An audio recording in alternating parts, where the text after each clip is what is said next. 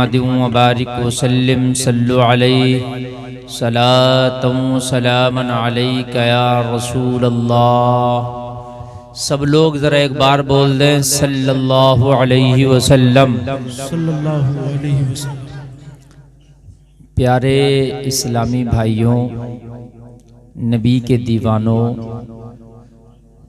जिनहटा और अतराफ में रहने वाले बाबरकत लोगों, जब नबी के दुरूद की बात आया करे तो झूम कर दुरूद इस तरह से पढ़ा करो जैसे आप खुश हो के पढ़ रहे हैं।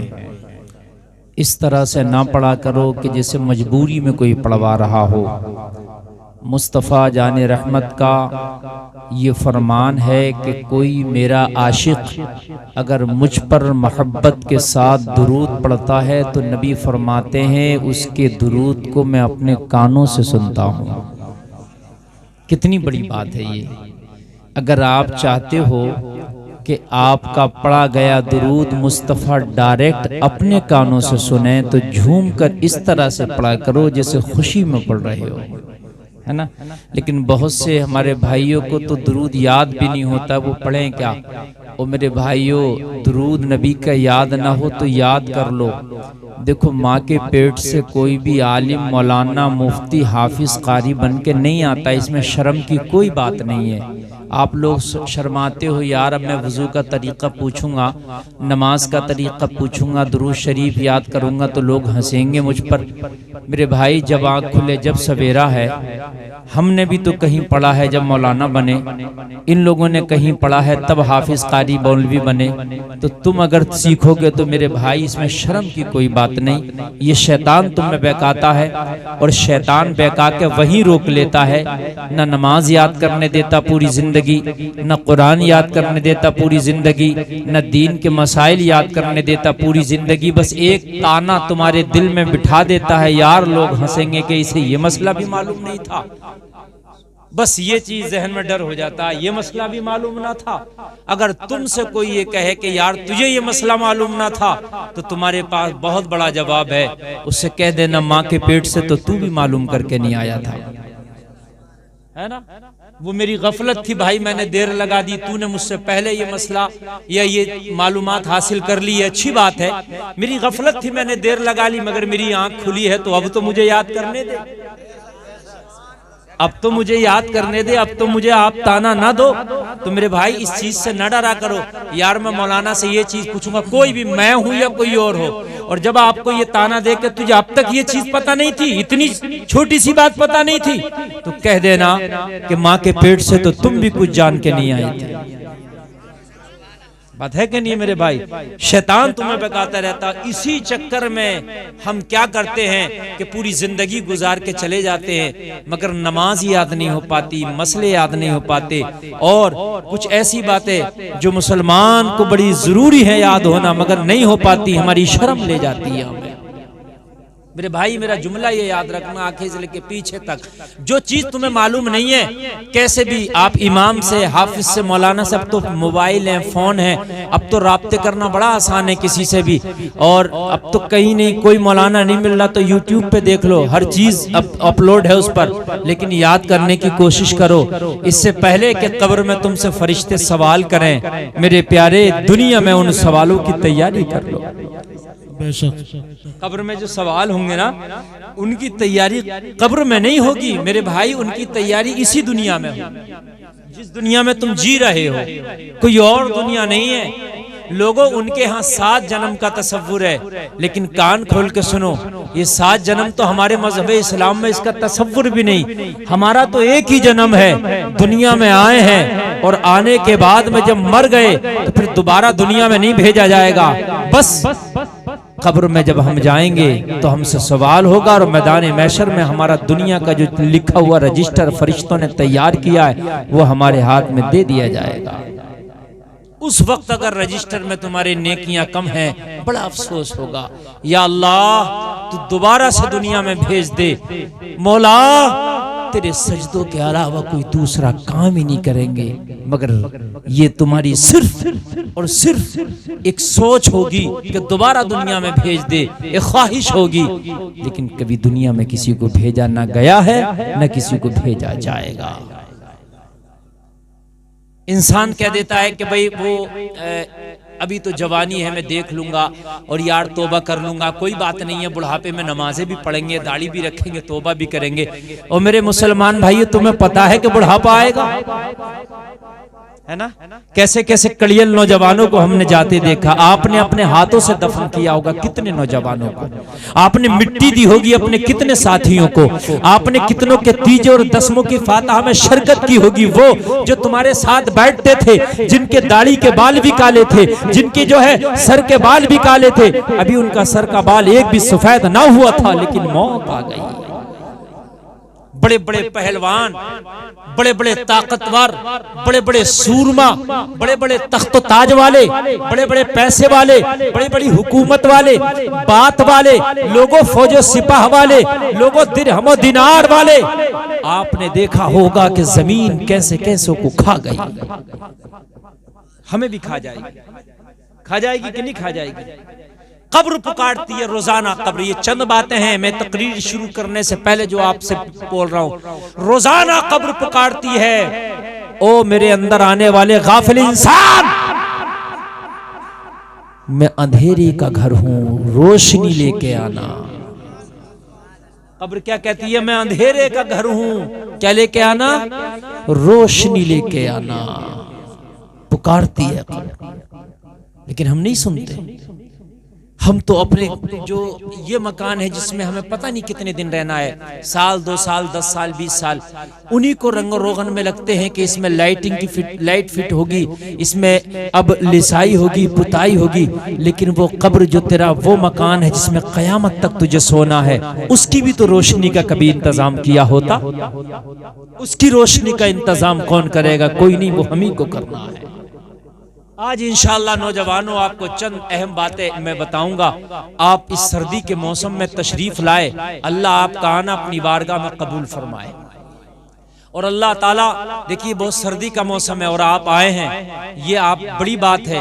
मैं ये दुआ करता हूँ हजरात, इंसान की जिंदगी बदलते हुए देर नहीं लगती, देर नहीं लगती जिंदगी बदलते हुए, नहीं। कभी कभी तो ऐसा होता है, किसी को आप कम ना समझो, किसी को हकीर ना समझो, और ये भी ना समझो कि साहब मैं बड़ा नेक हूं, ये बहुत गुनाहगार है।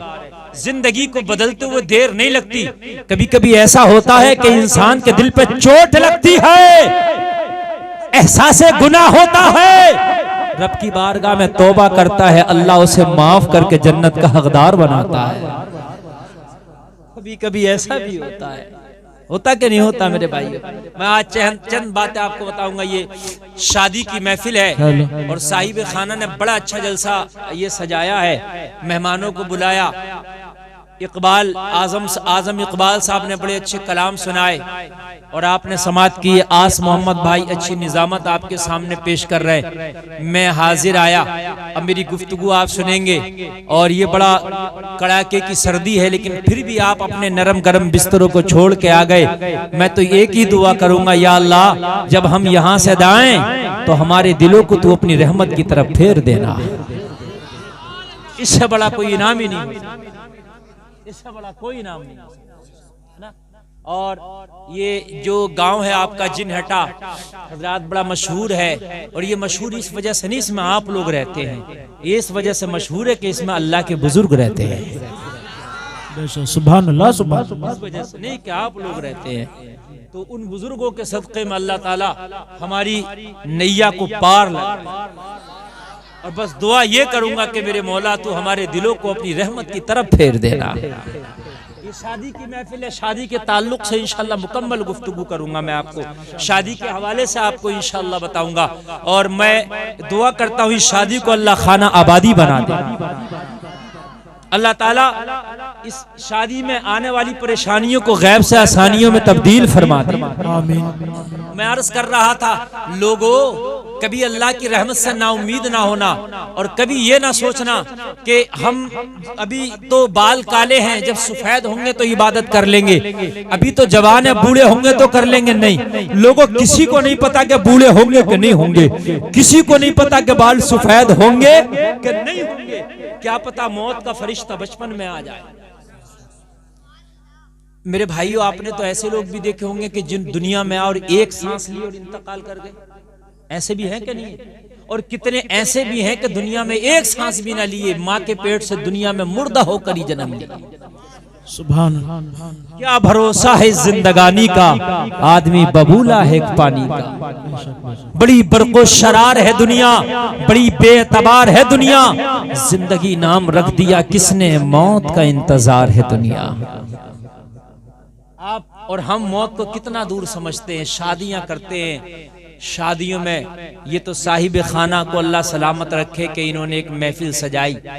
कितनी जगह महफिलें, नाच गाने की महफिलें होती हैं, डांस पार्टियों की महफिलें होती हैं, कितनी जगह क्या क्या होता है। और उसके बाद में शादियां हो रही होती हैं। और लोगों, ये शादी इबादत का काम है, शादी नबी की प्यारी प्यारी सुन्नत है। और लोगों, कान खोल के सुनो, शादी इस तरह से किया करो कि तुम्हारा अल्लाह राजी हो जाए। शादी इस तरह से किया करो कि मदीने वाला मुस्तफा राजी हो जाए। शादी इस तरह से किया करो कि तुमसे तुम्हारा रब ऐसा राजी हो जाए कि शादी से पहले तो तू गुनाहगार था, मगर शादी क्या की जन्नत का हकदार हो गया। ऐसी शादी होना चाहिए। मगर शादी करके तो और पूरी दुनिया के गुनाह समेट के बैठ जाए। जब डांस पार्टी करेगा, पूरा गांव देखेगा, तो सबके गुनाह किसके कांधे पे होंगे? जिसने की है। जिन्होंने देखा वो तो अपने अपने गुनाह उन्हें अलग मिलेंगे, लेकिन जिसने की है उसके कांधे पे सबके गुनाह होंगे। बीमा कंपनी होती है। बीमा कंपनी किस तरह से होती है? अगर आप एक आदमी बीमा करेगा तो उसका उसे परसेंट मिलेगा, फिर वो आदमी अगर बीमा करने लगे तो उसका परसेंट भी उसको मिलेगा ऊपर वाले को, फिर वो करने लगे तो उनका परसेंट भी उसे मिलता। कुल मिला के ऐसे नीचे वालों का परसेंट ऊपर तक जाता। ऐसे ही ये गुनाहों का बीमा है, ये डांस पार्टी, टीवी लाना। समझ रहे हैं आप? आपने डांस पार्टी कर ली, मैन एजेंट तो आप हो गए। ठीक, जितने लोगों ने गुनाह किया उसे देखा, सबको अलग अलग गुनाह मिलेगा और उनके हिस्से का फिर उस मैन एजेंट को मिला जाएगा जो लेके आया था। और हमारे नौजवान क्या कर रहे होते हैं? दूल्हा से कह रहे होते हैं, तू टेंशन मत ले यार, तू आज बिजी है, वो तो हम कर लेंगे। है कि नहीं? उसे तो हम कर लेंगे, तू उसकी टेंशन मत ले, हम कर लेंगे। हम तख्त भी बिछा देंगे, खाने पीने का भी इंतजाम कर लेंगे, उनकी तारीख भी ले आएंगे, कहाँ है कैसे, पूरा इंतजाम करेंगे। लगे फिरते। और मेरे भाइयों, बात तो कर तो लोगे तुम, करना कोई मुश्किल नहीं है, करने के बाद निपटना बड़ा मुश्किल है ना। मर्डर कहते हैं ना, मर्डर करते, मर्डर करने में 1 मिनट लगता है, किसी के गोली मारो मर जाएगा, लेकिन मेरे भाइयों निपटना बड़ा मुश्किल है। ऐसे ही कोई भी गुनाह करना बड़ा आसान है, उससे निपटना बड़ा मुश्किल है। लम्हों ने खता की थी, सदियों ने सजा पाई। कुछ गुनाह ऐसे होते हैं कि जो गुनाह करने में लम्हे लगते हैं, मगर उसकी सजा बड़ी लंबी होती है, बहुत लंबी होती है उसकी सजा। तो मेरे भाइयों, बाज आओ।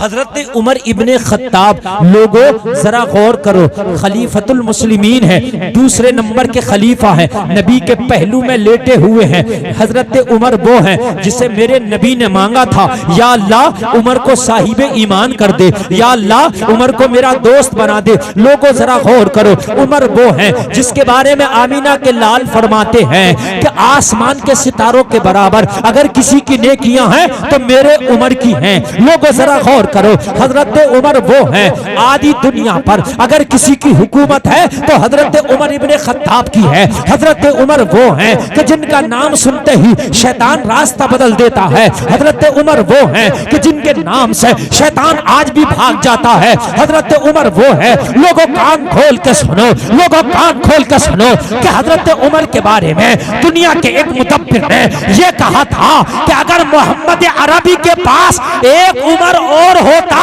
तो पूरी दुनिया में मजहब इस्लाम होता।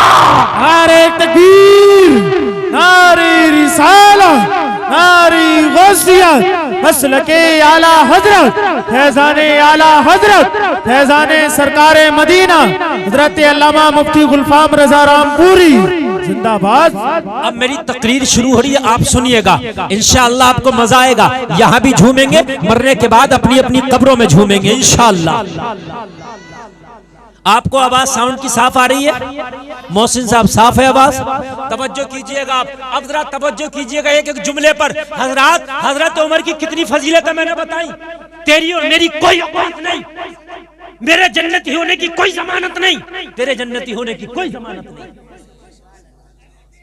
मेरी नेकियां कितनी है किसी को पता नहीं, तेरी नेकियां कितनी है किसी को पता नहीं, मगर उमर की नेकी के बारे में आमिना का लाल कह रहा है आसमान के सितारों के बराबर नेकियां। बात है कि नहीं? आसमान के सितारों के बराबर नेकियां कौन बता रहा है? मेरा नबी, जिसका एक एक जुमला सच है। दुनिया बदल सकती है मगर नबी का फरमान नहीं बदल सकता। दुनिया अपनी जगह से हट सकती है मगर मुस्तफा ने जो कह दिया वो होकर रहता है। उमर नेक है तो है इसलिए कि नबी ने कहा है ना। कितने गैर मुस्लिमों ने कहा कि अगर एक उमर और होता, एक उमर और, तो पूरी दुनिया में इस्लाम होता। कितने लोगों ने कहा एक उमर अगर और होता तो पूरी दुनिया में इस्लाम होता। लोगों जरा गौर करना, आज जो मतलब दिल से सुनना यार। तकरीरें बहुत सुनते हो, आपने मुझे भी बहुत सुना होगा, लेकिन आज दिल से सुनिए। एक बात जब दिल पे असर कर जाती है, इंसान फैसले कर लेता है, जिंदगी बदल जाती है। सुभान अल्लाह, सुभान अल्लाह। और जिंदगी जब ही बदलती है कि जब इंसान दिल पे चोट लगती है और कभी दिल से फैसले करती है। खुदा की कसम जब तक दिल पे चोट न लगेगी, हजार तकरीरें करो, हजार तकरीरें सुनो, कुछ नहीं होता। दिल पे चोट लगती है, किसी से तुम्हें तकलीफ पहुंचे, दिली तकलीफ पहुंचे, उस दिन तुम उसके कसद कर लो, आज के बाद तेरी चौखट पे यार मैं कदम नहीं रखूंगा। जिस दिन दिल से तूने ये सोच लिया और उसकी चौखट से गया। हजरात, कभी कभी जिंदगियां गुजर जाती हैं मगर फिर उस चौखट पे नहीं चढ़ता, इसलिए कि दिल से मना करके गया था। हो सकता है कि आज दिल हमारा कह दे कि आज तक मैं शैतान तेरी चौखट पे बहुत आता रहा, मगर आज इस जलसे से वादा करके जा रहा हूं, आज के बाद तेरी चौखट पे नहीं बल्कि रब की चौखट पे जाऊंगा। जिंदगी बदल जाएगी। वो उमर कितना नेक है जिसके बारे में बताना, मगर उमर की जिंदगी सुनो लोगों, जरा उमर की जिंदगी सुनो। हजरत उमर ने एक शख्स को बुलाया, के हजरत उमर ने फरमाया, मैं तुझे एक काम दे रहा हूं, मैं तुझे एक जॉब दे रहा हूं, तुझे एक काम करना है, तुझे मेरा काम कंटिन्यू रोजाना करना है, और जब महीने की 30 तारीख आया करे तो तू अपना तनख्वाह लेके चला जाया कर, अपना वजीफा लेके चला जाया कर। हजरत उमर की बारगाह में वो गरीब शख्स आया, कहने लगा, हुजूर कौन सा काम है मुझे बताइए, क्या कहीं पहाड़ तोड़ना है, कहीं जमीन का सीना चीर के पानी निकालना है, मुझे क्या करना है, या मुझे जंगलों में जाकर लकड़ियां काटना है? हजरत उमर ने फरमाया, ना तुझे लकड़ियां काटना है, ना पहाड़ तोड़ना है, ना जमीन का सीना चीरना है, तेरा एक काम है, बिला नागा तू रोजाना मेरे पास आया कर, और मेरे पास आने के बाद रोजाना मेरे कान में आके कह दिया कर, उमर जरा जिंदगी संभल के गुजार, एक दिन मरना भी है। नारे तकबीर, नारे रिसालत, नारे गौसियत, मसलके आला हजरत फैजाने आला हजरत फैजाने मुअज़्ज़बी फैजाने नौशाही फैजाने मखदूमे जनेटस जिंदाबाद। बस एक काम किया कर, कहा रोजाना मेरे कान में आके ये कह दिया कर कि उमर जिंदगी जरा संभल के गुजार, एक दिन मरना भी है। तवज्जो फरमाए, तवज्जो फरमाए मेरे भाई, चाय इनके लिए आइए, ये पियेंगे, आप तवज्जो फरमाइए। उमर जिंदगी जरा संभल के गुजार, एक दिन मरना भी है। एक दिन क्या करना भी है? बस मुझे मेरी मौत की याद दिला के जाया कर, और रोजाना आके मौत की याद दिला के चले जाया कर, और हर महीने की 30 तारीख को अपनी तनख्वाह ले जाया कर। यार मौत से कितने उन लोगों की मौत की तैयारी करते थे, कहीं मैं गाफिल ना हो जाऊं मौत से, रोजाना याद दिलाकर मुझे उमर मरना है एक दिन। हम कितने गाफिल हैं मौत से, उमर मरना। अब वो रोजाना आता, काम बड़ा आसान था, आता उमर के पास बैठता और आके कहता, उमर जिंदगी जरा संभल के गुजार, एक दिन तुझे मरना भी है। रोजाना, और महीने की 30 तारीख को अपनी तनख्वाह ले जाता। एक दिन हजरत उमर आईना देख रहे थे। सुनो क्या देख रहे थे? आईने में उमर को अपना चेहरा नजर आया। हजरत उमर को जब चेहरा नजर आया तो उमर को अपनी दाढ़ी में एक बाल सफेद नजर आया। सुभान अल्लाह। क्या नजर आया? लोगों जरा गौर करना। आप सोचते हो मरेंगे, कब मरेंगे यार, बुढ़ापे में करेंगे, ये करेंगे, क्या पता कब करेगा। जरा सुन यार, उमर की जिंदगी सुन। जिसकी नेकियों की जमानत आमीना का लाल ले रहा, उस उमर के बारे में सुन यार। जो नबी के पड़ोस में पहलू में लेटा, उस उमर के बारे में सुन यार। मेरे उमर ने आईना देखा, बाल दाढ़ी का सफेद नजर आया। हजरत उमर आईने के सामने से हटे, आंखों में आंसू। इतने में वो आ गया ड्यूटी वाला, उमर के कान में आके कहने लगा, उमर तुझे मरना भी है। हजरत उमर ने फरमाया, तू आज के बाद अपना हिसाब कर ले, आज के बाद मुझे मौत की याद दिलाने नहीं आना। हिसाब कर ले और हिसाब करके अपना पैसा ले जा, आज के बाद मौत की याद दिलाने नहीं आना। जल्दी पिलाओ और जल्दी चलो। तकरीर हो रही है ना, बात समझो। एक एक जुमला भी ड्रॉप होता मुझे तकलीफ होती है, मेरी जिम्मेदारी है। देखिए तकरीर करना मैं करके चला जाऊं, आप उसको ना सुने ना समझे तो कोई मजा नहीं आएगा और उसका कोई मकसद नहीं है। ठीक है, बड़ी मोहब्बत से मुझे बुलाया साहिब खाना ने, मैं बड़ा लंबा सफर करके आया और आप मुझसे कुछ फायदा ना हासिल कर पाए तो फिर कोई फायदा नहीं है। हजरत उमर ने उससे क्या कहा? अपना हिसाब कर ले, आज के बाद नहीं आना। एक बात बताऊं, आपकी कहीं जॉब लग जाए और काम बहुत आसान हो, वो जॉब छूटे तकलीफ होगी कि नहीं होगी? बहुत आसान काम हो, कुछ करना ना हो और खाली महीने में आपको तनख्वाह मिलती रहे, तो इससे अच्छी जॉब क्या होगी? इसकी भी जॉब में कोई मेहनत नहीं थी, खाली क्या करना था इसे? खाली आना था और आके क्या कहना था? उमर बोलो यार जरा, मौत आनी है, बस इतनी बात भी तुमको याद नहीं है क्या? उमर मरना है कितने, और ये कह के वो घर चला जाता। कितना आसान काम था, बोलो था कि नहीं था? महीने की 30 तारीख को तनख्वाह ले जाता। लेकिन जब उमर ने मना किया तो इसको बड़ा झटका लगा, यार इतनी अच्छी ड्यूटी, इतनी अच्छी जॉब मेरी छूट रही है। कहने लगा, उमर क्या कोई और रख लिया ये काम करने के लिए? हजरत उमर ने फरमाया, नहीं, कोई और नहीं रखा, किसी को रखता तो तुझे क्यों हटाता? कहने लगा, फिर उमर क्या बात, मैं तो रोजाना टाइम पर आकर आपको मौत की याद दिलाता हूँ, मैं तो कोई छुट्टी भी नहीं करता। कहीं जॉब करते हो, एक हफ्ते में छुट्टी होती है ना, मैं तो उमर कोई छुट्टी भी नहीं करता। मैं तो हफ्ते में 30 दिन, हफ्ते में 7 दिन, महीने में 30 दिन आता हूँ, साल में 365 दिन आता हूँ, फिर मुझे क्यों छुटकारा दिया जा रहा है? उमर ने फरमाया, सुन, आज मैंने आईना देखा, आईने में मुझे अपनी दाढ़ी का बाल सफेद नजर आया।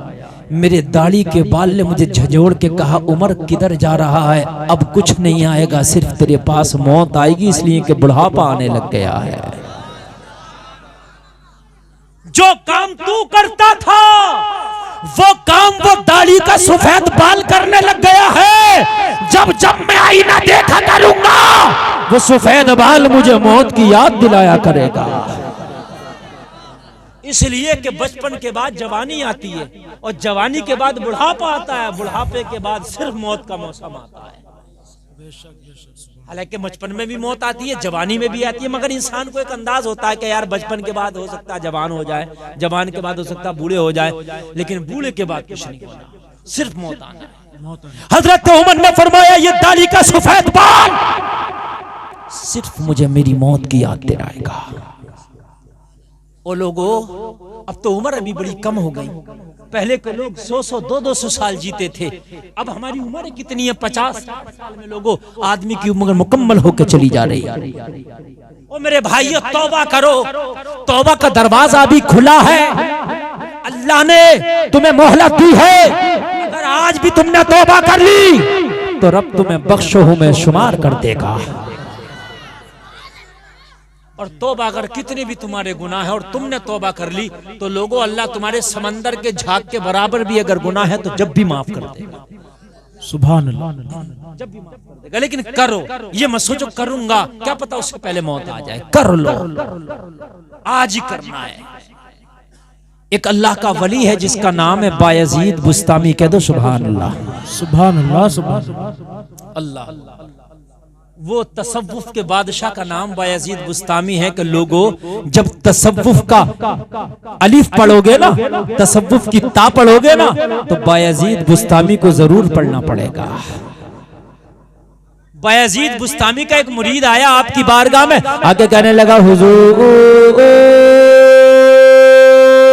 हमारी बस्ती के फला महल्ले में एक फाहिशा औरत ने डेरा डाल लिया है। एक फाहिशा औरत आ गई है, बड़े बड़े नौजवानों को वो अपने हुस्न के जाल में फंसाती है और फंसाने के बाद में उनसे पैसे लेकर के गलत काम कराती है। एक तरीके का गलत काम चल रहा है। अगर ये फाहिशा औरत इस बस्ती में ज्यादा दिन तक ठहर गई तो इस बस्ती के ज्यादातर नौजवान उसके गुनाहों में मुलव्विस हो जाएंगे, मुलव्विस हो जाएंगे। हुजूर कुछ ना कुछ कीजिए। आज गुनाह करना बड़ा आसान है, बहुत आसान है। पहले जमाने में गुनाह करने की इतनी फैक्ट्रियां नहीं थी जितनी फैक्ट्रियां गुनाह करने की आज। बात है कि नहीं? आज कदम कदम पे गुनाह है। पहले वो एक आ गई थी, एक फाहिशा औरत, तो बायजीद बुस्तामी के मुरीद ने आकर के शिकायत की, हुजूर एक औरत है जो जिना कराती है, नौजवान लड़कों से पैसे लेके जिना कराती है, और इस तरीके से अगर वो हमारी बस्ती में रुकी रह गई तो हमारी पूरी बस्ती के नौजवान इस गुनाह में मुलव्विस हो जाएंगे। शाम होती है तो उसके दरवाजे पे लोगों की लाइन लग जाती है और पूरी रात इस गुनाह में लोग मुलव्विस रहते हैं, सुबह तक मुंह काला करते हैं। लोगों इतना कहा तो बायजीद बुस्तामी ने फरमाया उसका एड्रेस मुझे दे दे। क्या कर दे उसका? जरा गौर से सुनना। मुरीद ने एड्रेस दे दिया, फला महल्ले में फला घर है, ये मकान है उसका और ये घर है उसका। बस बायजीद बुस्तामी ने एड्रेस जेब में रखा और एड्रेस जेब में रखने के बाद अपने मुरीद से कहने लगे अब किसी से जिक्र ना करना, किसी से जिक्र ना करना। बायजीद बुस्तामी जब दोपहर का वक्त आया ना तो उसके दरवाजे पे भीड़ लगती थी शाम को। कब लगती थी भीड़? शाम को। भीड़ क्यों लगती थी? को रात में उसके साथ गलत काम करके सारे नौजवान मुंह काला करते थे। बायजीद बुस्तामी जोहर की नमाज पढ़ के उसके दरवाजे पे जाके बैठ गए। जहां दरवाजे पर नौजवान लड़कों की लाइन लगती थी कि मेरा नंबर आएगा, मैं अपने नंबर पे मुंह काला करूंगा, फिर मेरा नंबर आएगा, वहां कौन बैठ गए? बायजीद बुस्तामी। जोहर की नमाज पढ़ के ही बैठ गए। हाय हाय। अब नौजवान लड़के आते, जोहर के बाद आना शुरू हो जाते लड़के। अब आते देखते बायजीद बुस्तामी, तो कुछ लोग तो ये सोचते यार इनका ये काम यहाँ बैठे हैं, जो करना यार कहाँ ये हम बड़ा नेक समझते हैं। बायजीद बुस्तामी को बड़ा नेक समझते थे, लेकिन आज एक फाहिशा के दरवाजे पे बैठ गए नंबर लगा के। तो कुछ तो ये सोचते, मगर कुछ भी सोचते, उनका लिहाज करते वहां रुकते नहीं। यार ये बैठे हम कैसे रुक जाए? कई मस्जिद का इमाम भी हो ना तो आदमी थोड़ा सा उसका लिहाज करता है, और लिहाज करके वो गलत काम कर रहा होता ना तो हट जाता है, इमाम साहब है। इनका लिहाज किया और लिहाज करने के बाद शाम तक जितने भी लड़के आते, जितने भी लोग आते कि चलो आज नंबर लगाएंगे, देखते बायजीद बुस्तामी बैठे चले, है ना। मगर वो आज के जमाने के लोग नहीं थे, उस जमाने के थे। आज के जमाने के होते अगरचे रुकते नहीं, मगर पूरी गांव में इंटरनेट पे फैला देते मौलाना बड़ा बिगड़ा हुआ है? बात हकीकत है कि नहीं है? मौलाना बहुत बिगड़ा हुआ है, फाहिशा के कोठे पर बैठा है, नंबर सबसे पहले लगा के बैठा है। हकीकत बता रहा हूं मैं। पेट में दर्द हो जाता, कई गांव में नहीं बल्कि पूरे हिंदुस्तान में शाम बात को होती, इस मौलवी की फजीता और जो है रायता पूरी दुनिया में पहले फैल जाता। बात हकीकत बता रहा हूं मैं, पूरी दुनिया में फजीता कर देता। फला मस्जिद का इमाम है, फोटो खींच खींच के डीपी पे लगाता। गलत तो नहीं कर रहा मेरे भाई? अगर कोई गलत काम कर रहा है तो डायरेक्टली या तो उसी को जाकर समझा ये गलत है मत कर, और अगर उसे नहीं समझा सकता तो फिर कहीं जाकर उसकी बुराई ना कर, इसलिए कि जो गलत काम कर रहा वो भी हराम है और तू कहीं जाके बुराई कर रहा ये भी हराम है। फिर उसमें और तुझमें फर्क क्या रहता है? एक आदमी शराब पी रहा तो या तो उसी को समझा यार ये गलत काम है, यार ये हराम काम है, छोड़ दे, तो इसका तो तुझे सवाब मिलेगा। लेकिन तू उसको तो नहीं समझा रहा, गांव में आकर पूरे जनहटा में कह रहा अरे फला का बेटा शराब पी रहा था, फला का पोता शराब पी रहा था, फला का भाई शराब पी रहा था, तो वो शराब पी के हराम कर रहा था, तू चुगली करके हराम कर रहा है। दोनों ही तो हराम है। बल्कि एक बात और बता दूं आपको, चाहे कड़वी लगे तो कोई बात नहीं, मेरी वापस कर देना, मगर बात हक है। वो शराब पी के इतना बड़ा गुनाह नहीं कर रहा जितना बड़ा तू चुगली करके गुनाह कर रहा। ये हकीकत बता रहा हूं। अगर शराब पीने वाले ने अभी तौबा कर ली अल्लाह अभी माफ कर, लेकिन चुगली करने वाले ने अभी तौबा करी अल्लाह नहीं माफ कर। बड़े काम की बात बता रहा हूं। अगर शराब पीने वाला उसने 10 साल तक शराब पी, रोजाना नशे में धुत रहता था, और अभी तौबा कर ले या अल्लाह नहीं पीऊंगा आज के बाद, और वो ना पिए अल्लाह अभी माफ कर देगा। और चुगली करने वाला एक दिन चुगली किया बस, शराब कितने दिन पिया, कितने साल, 10 साल, अभी अगर तौबा करे अल्लाह अभी माफ कर देगा। चुगली करने वाले ने बस एक चुगली की थी, वो कहे मैं तौबा कर लूं, अल्लाह माफ नहीं करेगा जब तक कि जिसकी चुगली की है उससे माफी ना मांगे। तवज्जो की, जब तक क्या उससे माफी ना मांगे जिसकी चुगली की है, जब तक अल्लाह माफ नहीं करेगा। हालांकि दोनों गुनाह है, कबीरा है, हराम है, मगर शराब से बड़ा गुनाह ये लग रहा है। शराब तो माफ हो जाएगा मगर ये माफ नहीं होगा जब तक उससे माफी ना मांगोगे, और फिर उसके बाद अल्लाह से माफी मांगोगे, फिर जाके कहीं माफ हो। आज तो अगर किसी इमाम की जरा सी बेचारे की मिल जाए, है ना, किसी मौलाना की जरा सी मिल जाए, किसी हाजी की मिल जाए, अजी किसी की भी मिल जाए, फिर जब तक कि पूरी दुनिया में चुगली करके हम उसका जो है बदनामी कर ना देंगे, जब तक हमें सुकून नहीं मिलता। वो लोगों जरा गौर करो, वो लोगों जरा गौर करो, जो उस फाहिशा के कोठे पर आते थे अपना मुंह काला करने, नेक लोग थे कि गुनाहगार? गुनाहगार थे यार। डर के रहे, जो बात समझ में आए बोला करो, और मैं बैठा तो हूँ, अगर तुम गलत भी बोल दोगे तो मैं बैठा तो हूँ। हाँ, आज तो पढ़ाई चल रही है, आप पढ़ रहे हो, मैं पढ़ा रहा हूँ। हाँ, ये जलसा नहीं, ये पढ़ाई चल रही है, बिल्कुल धड़क जो समझ में आए बोलो, मैं इंशाअल्लाह बताऊंगा अगर बोलोगे। गुनाहगारी तो आते थे ना मुंह काला करने, गुनाहगारी तो आते थे ना नंबर लगाने, गुनाहगार थे। सबने देखा बायजीद बुस्तामी बैठा है, देख के तो गए मगर कहीं जाके किसी ने किसी से जिक्र ना किया।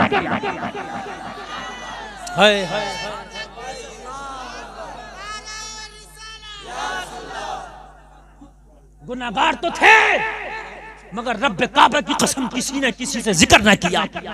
अगर जिक्र कर देते तो जो पहली शिफ्ट में लोग आ गए थे वो जिक्र कर देते, दोबारा लोग आते क्यों? सबको पता चल जाता बायजीद बुस्तामी भाई क्यों आते लोग, मगर लोग शाम तक आते रहे, जब तक नंबर लगने का टाइम था उस नंबर तक आते रहे। पता ये चलता है कि किसी ने किसी से कहा। आज तो 5 वक्त की नमाज पढ़ रहा है, सर पे इतनी लंबी टोपी है ना, बड़ा नेकी का दावा पड़ता फिरता, मगर चुगली करने से बाज नहीं आ रहा है ना। मैं गुनाहगार की बात कर रहा हूँ, नेकों की बात नहीं कर रहा। और आज के नेकों की बात देखो, है ना, हम तो बड़े नेक भी हैं और चुगली करने से बाज नहीं आती। अल्लाह महफूज फरमाए, अल्लाह महफूज फरमाए।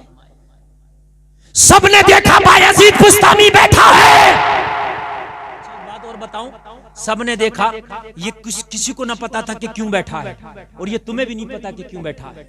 जब सुनोगे तो पता चलेगा ना। किसी ने गलत समझा, किसी ने क्या समझा, किसी ने समझा हजरत बैठे हैं यार मैं यहाँ क्यों रुकूं, किसी ने देखा यार इनको तो यहाँ नहीं होना चाहिए था। भाई मैं शराब की दुकान पे जाकर बैठ जाऊं तो जाहिर सी बात आप कहोगे ना हजरत को तो यहाँ नहीं होना चाहिए था, लेकिन एकदम फैसला ना ले लो, क्या पता क्यों बैठा हो। बात है कि नहीं? एकदम फैसला ना ले लिया करो यार, है ना। जरा सी बात मस्जिद के इमाम के ताल्लुक से होती है, उस बेचारे का खारजा कर दे तो भाई ये बात है हमने ये सुना इमाम के बारे में, निकालो इसे, है ना। किसी के बारे में सुना है और मेरे भाई सुन के फैसला ना ले लिया करो। किसी के बारे में कई रिश्ते छूटते हैं, बड़ी बड़ी मंगनियां हुई, छूट गई, क्या उस लड़की के साथ लड़के के साथ मंगनी हुई थी, फला ने ऐसा बताया, रिश्ता खत्म। और यार बताने के ऊपर ना जाया कर, पहले तहकीक कर लिया कर, क्या पता जो बता रहा है वही झूठा है। बेशक बेशक मेरे भाई कितनी मंगनियां छूट गई, कितने रिश्ते छूट गए। यार तुम मुसलमान हो, जब तक के तहकीक ना कर लो, जब तक जो है शरीयत कहती है हुक्म नहीं लगा सकते। पहले तहकीक होगी, उसके बाद में हुक्म लगाया जाएगा। इमाम का सुन लिया, पूरे गांव में आपने उड़ा दिया, इमाम ऐसा, फला मौलाना ऐसा, फला मुफ्ती ऐसा, फलाना ऐसा। नहीं, कितना भी सुन लो, कोई के मैंने अपनी आंखों से देखा। जब तक तहकीक ना करो, जब तक लोग मेरे ताल्लुक से कहते हैं, ये मैं ऑन रिकॉर्ड ये बात कर रहा हूं, कितने चैनल लगे हुए हैं मेरे ताल्लुक से, ये बात मैं कई बार जिक्र भी कर चुका हूं कि मुफ्ती गुलफाम ने अपनी शादी में बुलेरो मुंह से मांगी, मेरे ताल्लुक से कहते हैं। हाँ, मेरे ताल्लुक से। हाँ, जबकि मैंने ये बात अलग कही है, ये नेट पे भी चल रही, कि कोई एक आदमी ये साबित कर दे, ये जुमला भी मेरे घर वालों के भी जबान से निकला, 1 लाख रुपए दूंगा। अब करो साबित, 1 लाख रुपए दूंगा और तौबा करूंगा सबके सामने। लेकिन सुना मुफ्ती गुलफाम ने, हाँ, तो उसने आगे कह दिया, अरे कम से कम तहकीक तो कर लो यार, बात है कि नहीं? तहकीक बिना पहियों की कार चला रहा बताओ मुझे, बिना पहियों की चला रहा, बताओ मुझे यार, हद की बात है। अल्लाह अल्लाह माफ फरमाए यार, इस दुनिया को क्या कहे, क्या कहोगे इस दुनिया का यार, है? अल्लाह, मौलवियों को नहीं छोड़ रही ये दुनिया। और तो हाँ, इसलिए अब सोच रहे किसी के ताल्लुक से कोई बात कहेंगे तो इतना मजा नहीं आएगा, मौलवी के ताल्लुक से आएगा मजा। इसे टारगेट बनाओ, और मौलवियों में भी छांट के हकीकत बता रहे हैं मुझे, छांट के कौन सा मौलवी ज्यादा कि जिसकी बात बुराई करेंगे लोग उसमें जो है चटाखे लेंगे। अच्छा, लोग भी ऐसे कि उसके अंदर और मिर्च मसाला लगा देते हैं, मना नहीं करेंगे, अरे गलत बात है ऐसा ना कहे, हाँ बात सही है यार, मौलवी दूसरों कहते हैं खुद फलाना ऐसा, वो एक मौलवी और उससे आ गया था। और मेरे भाइयों, जब तक तहकीक ना कर लिया करो, अल्लाह के वास्ते फैसला ना लिया करो, इसलिए कि ये बड़ा गुनाह है, ये चुगली है। नबी फरमाते हैं अपने मरे हुए भाई का गोश्त खाने के बराबर है किसी की बुराई करना। मरे हुए भाई के गोश्त खाने के बराबर बताया, चुगली करना कितना बड़ा गुनाह। इसलिए मेरे भाइयों फैसला ना लिया, है ना? कोई गुनाहगार भी हो उसके हवाले से बताया, जब तक तहकीक ना हो कोई फैसला नहीं। हमारे सामने तहकीक पेश कर, उसके बाद में हम बताएं। बात समझ रहे कि नहीं समझ रहे भाइयों? ओ लोगों जरा गौर करो, उस जमाने का गुनाहगार भी कैसा बासलीका गुनाहगार था। बायजीद को देखा मगर किसी से जिक्र ना किया, जिक्र ही नहीं किया है, बैठा रहने दे। बायजीद जाने, इसका रब जाने यार। अगर दिल में आए कि यार बायजीद बिगड़ तो ना गया, तो क्या बिगड़ गया होगा तो बायजीद जाने यार, रब जाने। अब हमने क्या टेंशन लेना। कुछ लोगों के दिल में भी आई यार यहाँ बैठे हैं, क्या बात, ये तो वली हैं। लेकिन बारह शाम हुई, गिराहक कोई नहीं आया। क्यों आता गिराहक? इसलिए कि जब हजरत बैठे थे तो फिर कौन बैठ जाता? बात है कि नहीं? जब हजरत बैठे थे तो कौन आ जाता? कोई गिराहक नहीं आया। शाम हुई, उस फाहिशा का नौकर गया अंदर, वो तो अंदर कमरे में थी ना, नौकर अंदर गया, कहने लगी आज कितने ग्राहक आए, कितनों की एंट्री हुई, कितने के रजिस्ट्रेशन हुए, कितने लोगों से आज मुझे मुलाकात करना है। जो है वो उसको पहले जाके बताता था। उसने कहा आज कारोबार में बहुत घाटा है। कहा क्यों? कहा एक ही ग्राहक आया है, दाढ़ी है चेहरे पे सजी हुई, लंबी सी दाढ़ी है, टोपी है, और नमाजें भी यहीं पढ़ी हैं तेरे दरवाजे पे। अरे जब जोहर की पढ़ के आ गए तो असर मगरिब तो यहीं पढ़ेंगे, बस एक ही। कहने लगी आज तो बड़ा घाटा हो गया, मगर चलो एक है तो आने दो, उसे ही लाओ बुला के। तवज्जो है, एक भी है तो आने दो, उसे ही लाओ बुला के, कम से कम बिल्कुल ना होने से तो कुछ तो इनकम होगी। कासिद आया, उसका खादिम आया, उस फाहिशा का कारिंदा आया, लोगों बायजीद की बारगाह में आके कहने लगा, चल तुझे बुलाया है इस कोटे की मालकिन ने, तुझे बुलाया है उस औरत ने जिसके इंतजार में तू दोपहर से बैठा है।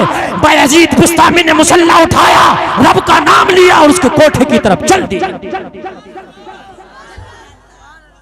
चल दिए लोगों, चल दिए, जरा गौर करो लोगों, चल दिए।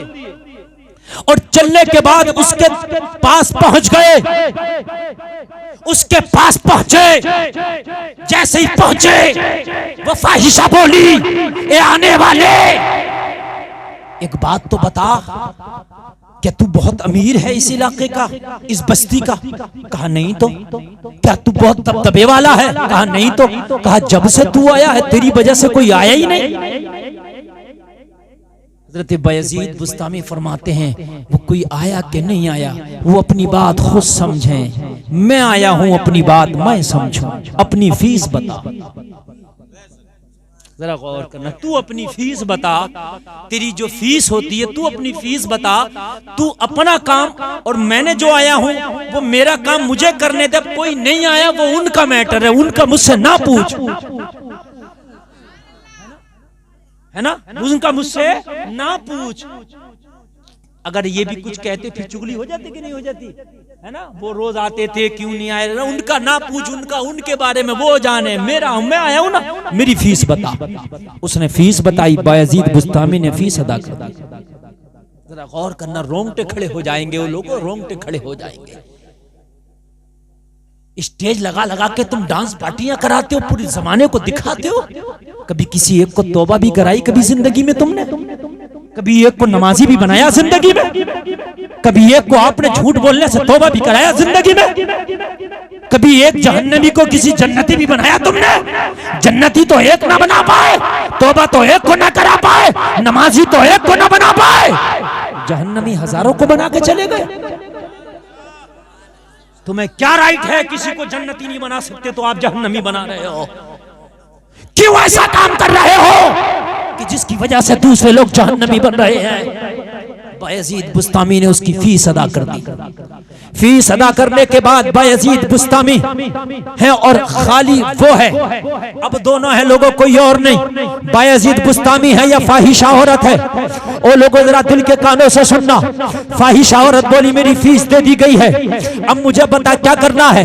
लोगों जरा गौर करना, बायजीद बुस्तामी फरमाते हैं मैंने फीस दे दी है, हाँ दे दी है, अब जैसा मैं कहूंगा तुझे वैसा करना पड़ेगा। बोलने लगी मैंने तो फीस ले ली है, अब तो तेरे कहे पे चलूंगी, अब तो तू बताता जा, मैं करती जाऊंगी, तू मुझे बता मुझे करना क्या है। बायजीद बुस्तामी ने फरमाया जा हमाम में जा, गुसल खाने में जा, पहले गुसल करके आ। सुभान अल्लाह, सुभान। क्या करके आ? पहले गुसल करके आ। कहने लगी तूने मुझे पैसे गुसल करने के दिए? आज से पहले जितने भी लड़के नौजवान जितने भी आते थे पैसे देते थे वो अपने नफ्स की ख्वाहिश के लिए देते थे, नफ्स की ख्वाहिश पूरी करते थे, चले जाते थे। लेकिन तू अजीब इंसान है, पैसे दे रहा है तेरा गुस्ल करके आ। बायजीद बुस्तामी ने फरमाया मैंने तो तुझे पैसा दे दिया, अब मैं जो कहूंगा तुझे करना है, तूने वादा किया। मैं चाहूं तुझे गुस्ल कराऊं चाहे वुजू कराऊं, मैंने तो पैसा दे दिया ना रात का। अब जब मैंने पैसा दे दिया, मेरे घर मजदूरी पे आप आ गए, तो मेरी मर्जी है मैं आपसे धान कटवाऊं कि गेहूं कटवाऊं। कहने लगी मुझे तो तेरी बात को मानना पड़ेगा, मैंने तो पैसा ले लिया ना। गुस्ल किया, वुजू किया। हाय हाय हाय हाय। बायजीद बुस्तामी ने फरमाया अच्छे से अपने सर पे चादर ओढ़ ले। क्या कर ले? अच्छे से अपने सर पे चादर ओढ़ ले, ऐसे चादर ओढ़ ले कि तेरा बाल तक ना दिख सके। ओ लोगो वो फाहिशा जो मशहूर थी, वो फाहिशा जो सैकड़ों लोगों का ईमान छीन चुकी थी, आज एक अल्लाह वाले की बारगाह में खड़ी है। लोगों अच्छे से चादर ओढ़ लिया है। बायजीद बुस्तामी से कहने लगी, तू पहला कस्टमर है, तू पहला ग्राहक है, पूरी रात का पैसा भी देता है और गुस्ल कराता है, वुजू कराता है, तू पहला कस्टमर है, पूरी रात का पैसा देता है, मेरी चादर उतारता नहीं बल्कि उतरी हुई चादर को उड़ाता है। बायजीद बुस्तामी ने फरमाया, अरे सुन ले, मैं किसी दुनियादार का पैगाम लेके नहीं आया, मदीने के ताजदार का पैगाम लेके आया हूँ। नारे तकबीर, नारे रिसालत, नारे गौसियत, मसलके आला हजरत, फैजाने आला हजरत, फैजाने सरकारे मदीना, फैजाने सरकारे मदीना, फैजाने मुअज़्ज़मी, फैजाने नुशाही, फैजाने मखदूमे जनेटा, हजरत अल्लामा मुफ्ती गुलफाम रजा रामपुरी जिंदाबाद। तवज्जो करना, तवज्जो करना। कहने लगे, मैं किसी दुनियादार का पैगाम लेके नहीं आया, अपने सर पर चादर ओढ़ ले। ये फाहिशा परेशान थी, आज से पहले जितने भी आते थे पैसे देके चादर उतरवाते थे, आज ये एक पहला आया है कि पैसे देके चादर उड़वा रहा है। ये नौजवानों, अपने दिल से पूछो, तुमने कितनों को चादर उड़वाई और कितनों की तुमने चादर उतरवाई है? ये डांस पार्टी करते हो, वो भी तो किसी की बेटी होती होगी, बहन होती होगी, तुम्हारी वजह से चादरें उतरती हैं। लोगों में दाने मैशर में जवाब तुम्हें देना होगा। गौर करो, तुमने कितनों को अच्छे रास्ते पर लगाया, अपने दिल से सोचो, और कितनों को तुमने अच्छे रास्ते से हटाया। अगर तुम्हारी वजह से किसी ने गुनाह किया है तो मैदान महशर में हिसाब तुमसे होगा, हिसाब तुमसे होगा। अगर तुम्हारी वजह से गुनाह कर गया कोई। चादर रख लिया उसने, अब चादर रख के कहने लगी, अब क्या करना है? बायजीद बुस्तामी ने फरमाया, अब तू मुसल्ले पे खड़े होकर 2 रकात नमाज पढ़ ले। अब क्या कर ले? मुसल्ले पे खड़े होके 2 रकात नमाज पढ़ ले। कहने लगी, ओ दाढ़ी वाले, ओ टोपी वाले, तू अजीब बेवकूफ है कि तेरे पास पैसा बढ़ती है, तू मुझे पूरी रात की कीमत दे के 2 रकात नमाज पढ़वाने आया है। अरे नमाज पढ़वाने के लिए तो मस्जिद में बतेरे नमाजी थे, जुमे के दिन किसी मस्जिद में जाके इमामत कर लेता, हजारों लोग तेरे पीछे नमाज पढ़ लेते। अल्लाह अल्लाह, जरा गौर करना। अरे किसी भी जगह चला जाता, बस्ती में कहीं तकरीर कर देता तो हजारों लोग नमाज पढ़ लेते, कहीं ईद की नमाज पढ़ा देता और तुझे नमाज भी पढ़ते, तुझे नजराना भी देते। अल्लाह अल्लाह, कैसा बेवकूफ है, पैसे दे के नमाज पढ़वा रहा है। अरे किसी जुमा पढ़ाता, तुझे नजराना मिलता, कहीं ईद पढ़ाता, तुझे नजराना मिलता, कहीं अलविदा पढ़ाता, तुझे नजराना मिलता, लोगों को बात बताता, नजराना मिलता। यहाँ पूरी रात की कीमत देकर नमाज पढ़वाने आया है। बायजीद बुस्तामी की आंखों में आंसू आ गए। बायजीद बुस्तामी की आंखों में आंसू आके बोले, मस्जिद में जाने वालों को नमाज पढ़वाने के लिए तो हजारों इमाम मौजूद है, मगर कोठे वाली को कोई नमाज नहीं पढ़वाता, और जिसे कोई नहीं पढ़वाता उसे अल्लाह का वली नमाज पढ़वाता है। नारे तकबीर, नारे रिसालत, नारे गौसियत, मसलके आला हजरत, फैजाने आला हजरत, फैजाने मुअज़्ज़मी, फैजाने नुशाही, फैजाने मखदूमे जनेटा, हजरत अल्लामा मुफ्ती गुलफाम रजा रामपुरी जिंदाबाद। मस्जिद के नमाजियों को तो नमाज पढ़ाने के लिए हजारों मौलाना है, लेकिन आज तक किसी कोठे पे कोई नमाज पढ़ाने नहीं गया। सुभान अल्लाह, सुभान अल्लाह। मैदान महशर में अगर तू कह देती अल्लाह की बारगाह में, मौला मैं भी सुधर जाती अगर मुझे कोई तेरा पैगाम लेके आके। मेरे पास तो पैसे लेके मेरा जिस्म नोचने आते थे, मेरे पास तो मेरी इज्जत लूटने आते थे, मुझे कोई नहीं आया पैगाम देने। और मेरे रब ने मुझसे पूछ लिया, बायजीद बुस्तामी तू भी तो इसी की बस्ती में रहता था, तूने इसे मेरा पैगाम क्यों नहीं दिया? तो मैं क्या जवाब देता? अल्लाह पूछ सकता है कि तू भी तो इसी की बस्ती में रहता था, ये गलत काम करती थी, लोगों से अपनी इज्जतें लुटवाती थी, तो बायजीद बुस्तामी तू कहां सो रहा था? मैं क्या जवाब देता? इसलिए मैं तेरे पास आ गया तुझे अल्लाह का पैगाम देने। नमाज पढ़ ले। कहने लगी मैंने तुझसे पैसा लिया है। ए बेटा खामोश हो जा, खामोश हो जा। कहने लगी मैंने तुझसे पैसा लिया है, अब तू जो कहेगा मुझे करना होगा। वो लोगों आगे से लेके पीछे तक जरा गौर करना, जरा गौर करना। खड़ी हो गई, वुजू तो कर चुकी थी, गुस्ल तो कर चुकी थी, लोगों सर पे चादर तो रख चुकी थी, मुसल्ला तो बिछ चुका था, अब खड़ी है। कौन खड़ी है मुसल्ले पर नमाज पढ़ने 2 रकात? अपने वक्त की ख्वाहिशा। लोगों कौन खड़ी है मुसल्ले पर? लोगों जरा गौर करना, वो कि जिसके सैकड़ों नौजवान जिसके दावे फरेब में आ चुके थे। लोगों जरा गौर करो। बायजीद बुस्तामी ने कहा पढ़े। लोगों अल्लाह अकबर कह के नियत भी बन गई है, कयाम में खड़ी है। लोगों जरा गौर करना, कुरान पढ़ने लग गई है। लोगों रुकू में आई है, सुभान रब्बियल अजीम कहने लग गई है। लोगों जरा गौर करना, सजदे में पहुंची है, सजदे में जाकर सुभान रब्बियल आला करने लग गई है। इधर ये कह रही थी सुभान रब्बियल आला, इधर ये सजदे में थी। उधर बायजीद बुस्तामी पीछे बैठे हाथ उठाकर रब से बोले मौला तेरा ये कमजोर बंदा बायजीद बुस्तामी यहां तक लाना मेरा काम था, यहां से आगे ले जाना तेरा काम है। क्या बात है, जिंदाबाद जिंदाबाद। मौला मैं कमजोर हूं, मेरी क्या औकात है कि मैं किसी को हिदायत दे सकूं। मौला हिदायत देना तो तेरा काम है, फिर भी ये तेरा कमजोर बंदा इसे सजदे तक ले आया, सजदे में झुकाना मेरा काम था, सजदे से उठा के हिदायत देना ये तेरा काम है। लोगों गौर करना, तारीख में आता है सजदे में गई थी और सजदे में इतने आंसू बहाए, इतने आंसू बहाए, रब की रहमत ने इसे ढांक लिया। जब नियत करके खड़ी हुई थी, फाहिशा थी, लोगों जब सजदे में गई, रब की रहमत ने ढांका, अपने गुनाहों पे मलामत हुई, लोगों आंखों से आंसू निकले। तारीख में आता है कि जब इसने सलाम फेरा था तो अल्लाह ने इसे वलिया बना दिया था।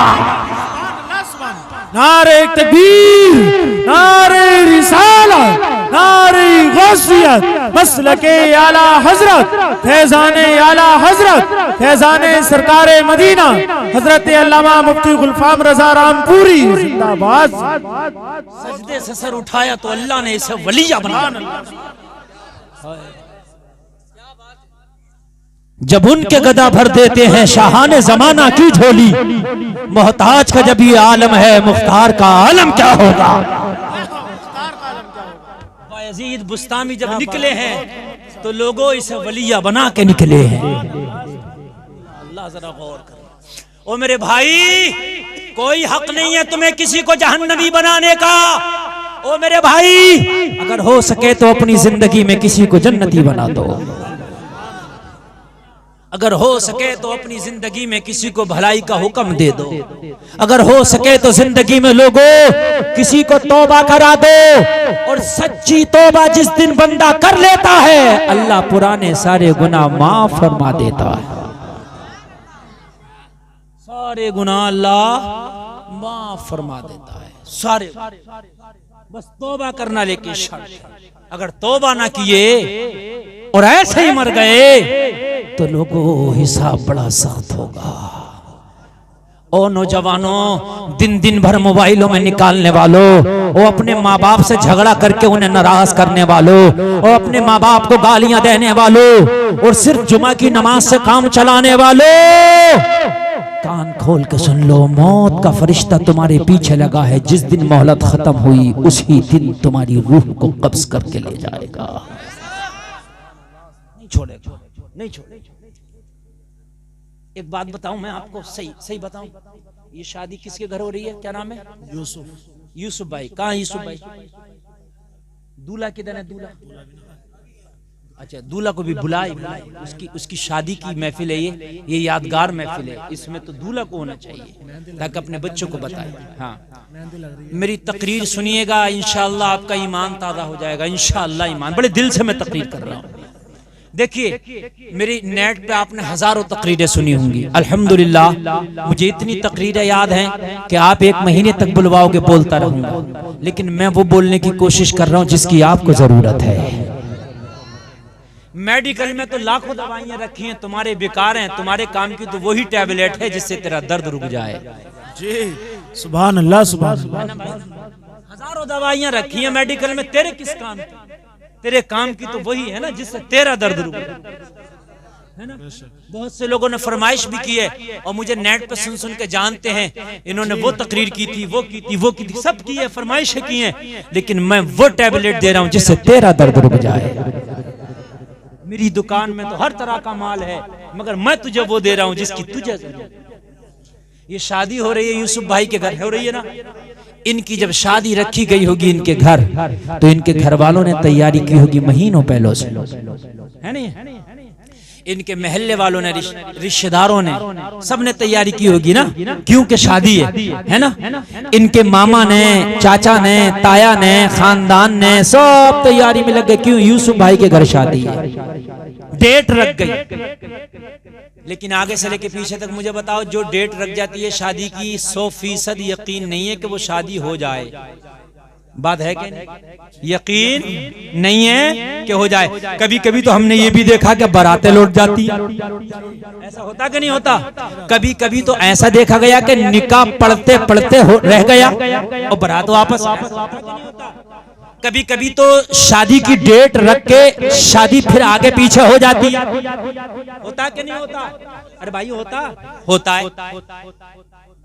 एक है मौत की डेट जो अल्लाह ने रखी है, शादी की डेट तुमने रखी है, मौत की डेट किसने रखी है?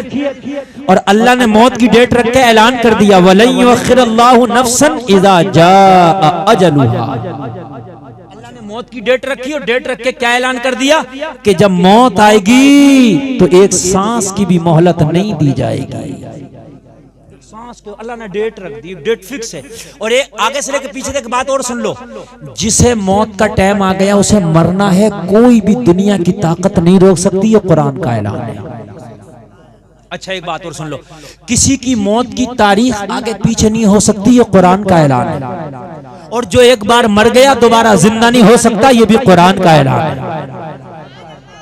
हमने कई जगह ये सुना है, कई जगह लोगों को, बड़े बड़े बूढ़े लोगों को कहते सुना कर, अरे हम फला जगह गए, वहाँ मैयत में मौलाना साहब पता क्या हुआ, वो आदमी मर गया था, उसे गुस्ल कराने लगे, जब कफन पहनाया तो जिंदा हो गया। कई जगह ये सुना है। मेरे भाइयों, वो कोई बीमारी हो सकती है, सकते का मर्ज हो सकता है, कभी कभी इंसान का हार्ट रुक जाता है, नब्ज रुक जाती है, ऐसा हो सकता है, लेकिन मर के कोई जिंदा नहीं होता। मर के कोई जिंदा। एक आदमी तो यहाँ तक कह रहा, माज़अल्लाह ये कुफरिया जुमला है, मगर नकले कुफ्र नबाशा, समझ रहे हैं आप? कह रहा है कि वो आया, उससे पूछा भाई तुम तो मर गए, जिंदा हो गए, तो कहने लगा, वो आके ये कहने लगा वो फरिश्तों से धोखा हो गया था। एक नाम के दो लोग थे, तो वो मुझे उसकी जगह मुझे ले गए, फिर वहां जाके घपला पड़ा, अरे ये वो वाला थोड़ी है, वो है उस गाँव वाला है, तो फिर मुझे छोड़ के गए और उसे लेके गए। ये कुफ्र है, इसलिए कि ना अल्लाह से धोखा होता है और ना अल्लाह के फरिश्तों से धोखा होता है। लेकिन मैंने नकल किया, नकल करना कुफ्र नहीं है, समझ रहे हैं आप? लेकिन कोई ये मान ले इस चीज को तो ये कुफ्र है, इसलिए कि ना अल्लाह से धोखा होता है, ना अल्लाह के फरिश्तों से होता है, और जिसे मौत आती है अल्लाह के हुक्म से आती है। बात है कि नहीं है? तो क्या अल्लाह माज़अल्लाह धोखा करेगा? ऐसा नहीं हो सकता, ये जहालत है। ओ लोगों जरा गौर करो,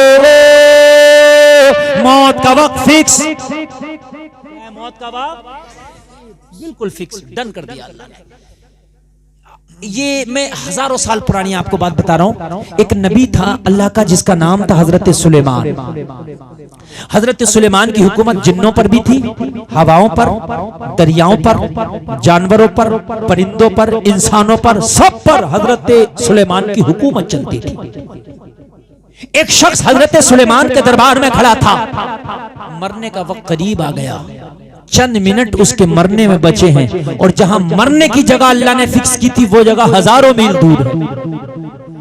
चंद मिनट बचे हैं मरने में, और जो जगह मरने की अल्लाह ने फिक्स की है वो कितनी दूर है? हजारों मील दूर। लोगों, मौत का फरिश्ता अल्लाह की बारगाह में अर्ज करता, मौला फला बंदे की रूह निकालने का टाइम हो गया, तूने जो इसकी मौत का वक्त फिक्स किया था मौला वो वक्त पूरा हो चला है, मौला चंद घड़ियां बाकी हैं और ये तो हजरत सुलेमान के दरबार में खड़ा है, और मौला तूने जो इसकी मरने की जगह फिक्स की है वो जगह तो यहाँ से हजारों मील दूर है। ए मेरे परवरदिगार, अब इसके मरने का वक्त करीब आ गया और जगह बदलती नहीं, जिस जगह तूने लिख दिया उसी जगह मारा जाता है। अब मौला चंद लम्हे बाकी हैं, उस जगह पे ये कैसे पहुंच पाएगा? वो जगह तो हजारों मील दूर है। क्या इसकी मौत को डिले किया जाएगा? क्या इसे मोहलत दी जाएगी? अल्लाह ने फरमाया फरिश्ते नहीं, हमारे फैसले अटल है, डिले नहीं किया जाएगा, मोहलत नहीं दी जाएगी, ये उसी वक्त मरेगा जो हमने लिखा है। अर्श की मौला, तो फिर क्या जगह बदली जाएगी? जगह बदली जाएगी? रब ने फरमाया ओ फरिश्ते जगह भी बदली जाएगी, जगह भी वही होगी, वक्त भी वही होगा। अर्श की मौला, फिर टाइम तो बचा ही नहीं, चंद घड़ियां, चंद सेकंड बाकी, वहां कैसे पहुंचेगा ये? रब फरमाता हो फरिश्ते तू असबाब को ना देख, मुसब्बिबुल असबाब को देख। मैं रब हूं ना, सबब तो मैं पैदा करता हूं। लोगों, कभी भी किसी भी मामले में हिम्मत ना हारना, किसी भी मामले में हिम्मत ना तोड़ना, कभी भी अल्लाह की रहमत से नाउमीद ना होना। कभी कभी इंसान, अल्लाह उन्हें भी शिफा दे देता जिन्हें डॉक्टरों ने लाइलाज करके मना कर दिया होता है ना। कभी उम्मीद ना तोड़ना। रब की जात बहुत पावर वाली जात है, अल्लाह जो चाहे वो कर सकता, अल्लाह जो चाहे। हजरत जकरिया 80 साल के हो गए। कितने साल के? 80 साल के। ये चादर वाले उठ के कहां जा रहे हैं? मेरे भाई उठ के जाने की तकरीर नहीं है, बैठ के सुनो। अरे सुनोगे क्या खत्म कर दें? बताइए, सुनो ना, सुनिए। माशाल्लाह 80 साल के हो गए, 80, औलाद नहीं थी, मगर ना उम्मीद ना हुई। अल्लाह से दुआ करने लगे, या अल्लाह मुझे औलाद दे दे, रब्बी हबली मिन लदुनका ज़ुर्रियतन तय्यिबा। दुआ मांगी औलाद की। अल्लाह ने कहा, ए फरिश्ते जकरिया को खुशखबरी दे दे कि हमने दुआ भी कबूल कर ली और औलाद भी देंगे। फरिश्ते ने कह दिया, अन्नल्लाह युबश्शिरुका बियहया, तुम्हें खुशखबरी दी जाती है, बेटा दिया जाएगा जिसका नाम यहया होगा, तुम्हें यहया दिया जाएगा। दुआ भी कर ली, दुआ कबूल भी हो गई, मगर फिर कहने लगे, या अल्लाह ये होगा कैसे? व मुराती आकिर, मेरी बीवी तो बांझ हो गई। बांझ समझते हो? जब औरत 60 साल के ऊपर पहुंचती है, 55-60 साल में, तो बच्चा पैदा करने की सलाहियत खत्म हो जाती है, वो बांझ हो जाती है। कहने लगे, व मुराती आकिर, मैं बूढ़ा हो गया, मेरी बीवी बांझ हो गई। रब फरमाता, क़ाल कज़ालिक अल्लाहु यफ़अलु मा यशा, अल्लाह ऐसे ही करता जो चाहता है, अल्लाह ऐसे ही करता जो चाहता है। तो कभी ना उम्मीद ना होना अल्लाह की रहमत से। कोई भी मामला हो, कितना भी कठिन हो, कोशिश करते रहना। कोशिश करना तेरा काम है, असबाब पैदा करना ये परवरदिगार का काम है। कभी भी ना उम्मीद ना, कभी भी ना उम्मीद ना होना अल्लाह की रहमत से, कभी नहीं ना। बस तौबा करने में देरी ना करना, फौरन तौबा करना, अल्लाह माफ फरमाएगा। फरिश्ते ने अर्ज की, मौला जब जगह भी नहीं बदली जाएगी, मौला वक्त भी आगे नहीं बढ़ाया जाएगा, तो मेरे मौला फिर होना क्या है? क्या होना है? अब लम्हे चंद बाकी। रब ने फरमाया, ओ फरिश्ते, मरने से पहले जो फरिश्ते जो मरने से पहले तू मरने वाले को अपनी असल सूरत दिखाता है, वो अपनी असल सूरत इसे दिखा दे, अपनी असल सूरत दिखा, और फिर हमारे करिश्मा देख कुदरत का। लोगों जरा गौर करो, मरने के वक्त हर मरने वाले को फरिश्ते की सूरत जो है नजर आती है। लोगों जरा गौर करना, जैसे ही फरिश्ते की सूरत नजर आई, डरावनी सूरत होती है। जो मरने वाला फरिश्ते की सूरत देखता है कि सूरत देखते ही उसकी आंखें फट जाती हैं, मुंह खुल जाता है, बड़ी खतरनाक सूरत है। लोगों, मौत के वक्त जो फरिश्ता आके अपनी शक्ल दिखाता है, अपनी सूरत दिखाता है, बहुत खतरनाक सूरत है। फरिश्ते ने सूरत दिखाई, इसकी आंखें फटी की फटी रह गई, मुंह फैला रह गया, इसके बदन पे कपकपी तारी हो गई, चेहरा पीला पड़ गया, जर्द पड़ गया। थोड़ा आवाज बढ़ाइए, आवाज खींच रहा, आवाज बढ़ाइए तक दूर से आवाज ले। चेहरा पीला पड़ गया। मेरे भाइयों, हजरत सुलेमान की निगाह पड़ी इस पर। हजरत सुलेमान ने देखा, तेरी आंखें फटी की फटी क्यों है, तेरा मुंह खुला का खुला क्यों रह गया, तेरी जबान मुंह से बाहर क्यों निकल गई। अर्ज करने लगा, हुजूर आपके दरबार में एक शख्स ऐसा खड़ा है जिसकी सूरत इतनी खतरनाक है कि उसका चेहरा देख के मेरी आंखें फटी की फटी रह गई, मेरा मुंह खुला का खुला रह गया, मेरी जबान मेरे मुंह से बाहर निकल गई है। अगर ये शख्स मेरे सामने से नहीं हटा तो मेरा दम निकल जाएगा, मेरी जान निकल जाएगी। लोगों जरा गौर करना, वो हजरत इस्राइल का चेहरा इस मरने वाले के अलावा कोई दूसरा नहीं देख पा रहा था। बस अल्लाह का हुक्म ऐसा था कि इसी को देखना है, बाकी किसी को नजर नहीं आ रहे थे। कहने लगा, हुजूर या तो इस शख्स को यहाँ से दूर भगा दो या मुझे यहाँ से कहीं दूर भेज दो। हजरत सुलेमान ने फरमाया, हजरत सुलेमान ने फरमाया, तू घबरा मत, मेरी हुकूमत हवाओं पर भी है। अभी हवाओं को हुक्म दूंगा और हवाएं तुझे वहां लेकर चली जाएंगी जहां से बहुत दूर मेरा दरबार रह जाएगा। ये शख्स वहां तेरा पीछा शायद ना कर पाए। लोगों जरा गौर करना, हजरत सुलेमान अलैहिस्सलाम हवाओं को हुक्म देते हैं, इस शख्स को उठाओ और पलक झपकने से पहले इसे यहाँ से हजारों मील दूर ले जाओ। हवाओं को हुक्म मिला, हवाओं ने इसे उड़ाया, पलक झपकने से पहले लोगों इसको वहां जाके खड़ा कर दिया जो जगह इसके मरने की थी, जहां पे इसे मरना था, जहां पे इसका इंतकाल होना था। जब वहां पर सहरा में जाके हवाओं ने इसे छोड़ दिया, जंगलों में जाके हवाओं ने इसे छोड़ दिया, इसने आंख खोली, आंख खोल के देखा, अब तो न सुलेमान है, न सुलेमान का दरबार है, न वो डरावनी सूरत वाला है। बच गया, इसने चैन का सांस लिया। अभी आंखें खोला था, लोगों जरा गौर करो, अभी सोच रहा था बच गया, मगर इसे क्या पता था बचा नहीं है, जहां मरना था वहां आ गया है। इसलिए कि मौत का वक्त करीब है और मौत का टाइम भी करीब है और जो अल्लाह ने लिख दिया है उसी टाइम मरना है। लोगों जरा गौर करना, जैसे इस चैन का सांस लिया था, जैसे यहाँ खोला था, मौत का फरिश्ता यहाँ भी आ गया। मौत का फरिश्ता यहाँ भी आया, इसने देखा वही सूरत जिस सुलेमान के दरबार में छोड़ के आया था, वही सूरत यहाँ भी मेरा पीछा कर रही है। कहने लगा, तू कौन है, मेरा पीछा नहीं छोड़ रहा, मैं सुलेमान के दरबार में तुझसे घबरा गया, मैं सुलेमान के दरबार से भाग के आया, हवाओं को हुक्म दिया, हजरत सुलेमान ने हवाओं के जरिए मुझे यहाँ छुड़वाया है, तू क्यों मेरा पीछा करता हुआ आ गया, तुझसे डर लगता है। फरिश्ते ने कहा, तू कहां भागेगा, तेरी ये मौत की जगह है, यही तुझे मरना था। कहां मौत से भागेगा, ये तेरी मौत की जगह है, तुझे यही मरना है। ओ लोगों जरा गौर करो, जब मौत की दी हुई घड़ियां खत्म हो गई, फरिश्ते ने उसी वक्त उसकी रूह को कब्ज कर लिया। मौत का हाल ये है, शादियों में हम मौत को भूल जाते हैं। और मेरे भाइयों, शादियों में डांस पार्टी करते हैं तो मौत को भूल जाते हैं।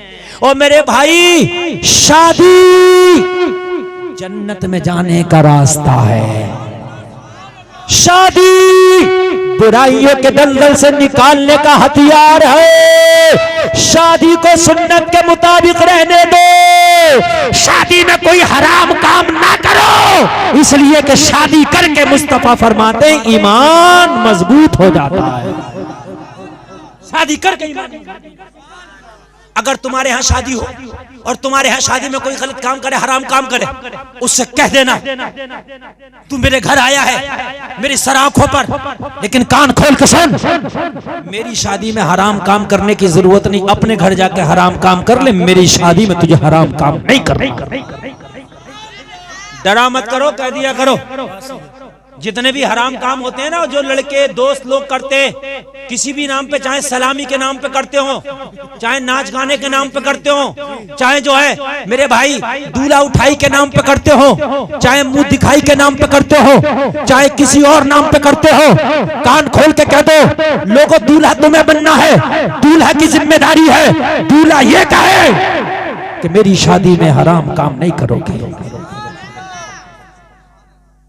अपनी अपनी पसंद है। मैं एक जगह, आजकल सोशल मीडिया का जमाना है और एक कोई भी खबर होती है बड़ी जल्दी पूरी दुनिया में फैल जाती है। एक मैसेज और इस तरीके की एक पोस्ट थी जो मेरे पास आई, मैंने पढ़ी यार मेरी बड़ी तबीयत खुश हुई। काश हमारे लड़के लड़कियां, हमारे बेटे बेटियां, हमारे भाई बहनें ऐसे बन जाएं। एक लड़की की शादी हुई तो पता उसने क्या डिमांड रखी? तवज्जो करो मेरे भाई, तवज्जो करो। उसने डिमांड रखी, उससे पूछा गया लड़की से तेरा महर क्या हो? तो कहने लगी लड़के से कह दो महर उसकी मर्जी का, वो जो चाहे दे दे, रकम जो पैसा है जो चाहे, लेकिन मेरी तरफ से जो महर मुकर्रर है वो लड़के को 5 वक्त की नमाज पढ़ना होगी।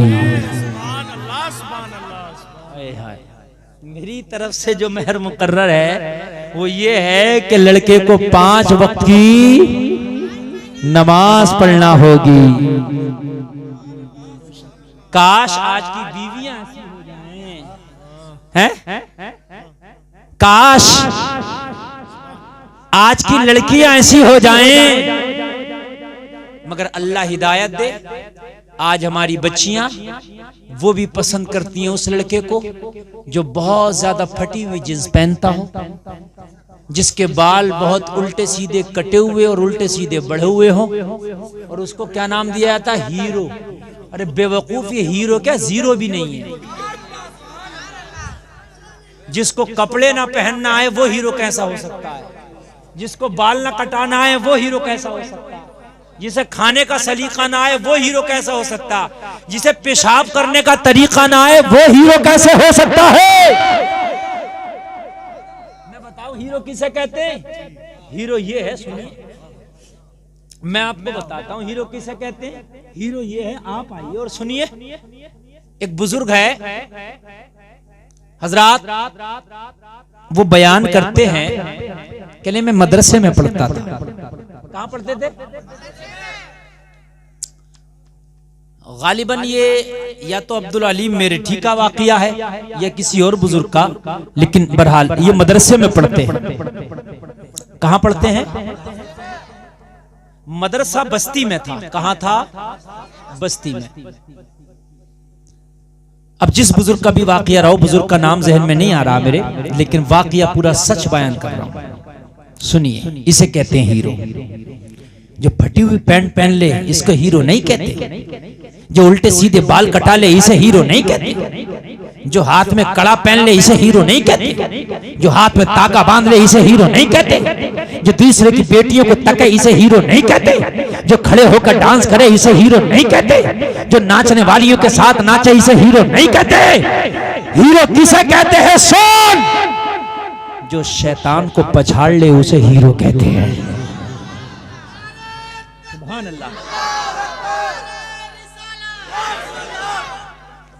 आप में से किसी ने शैतान को पछाड़ा?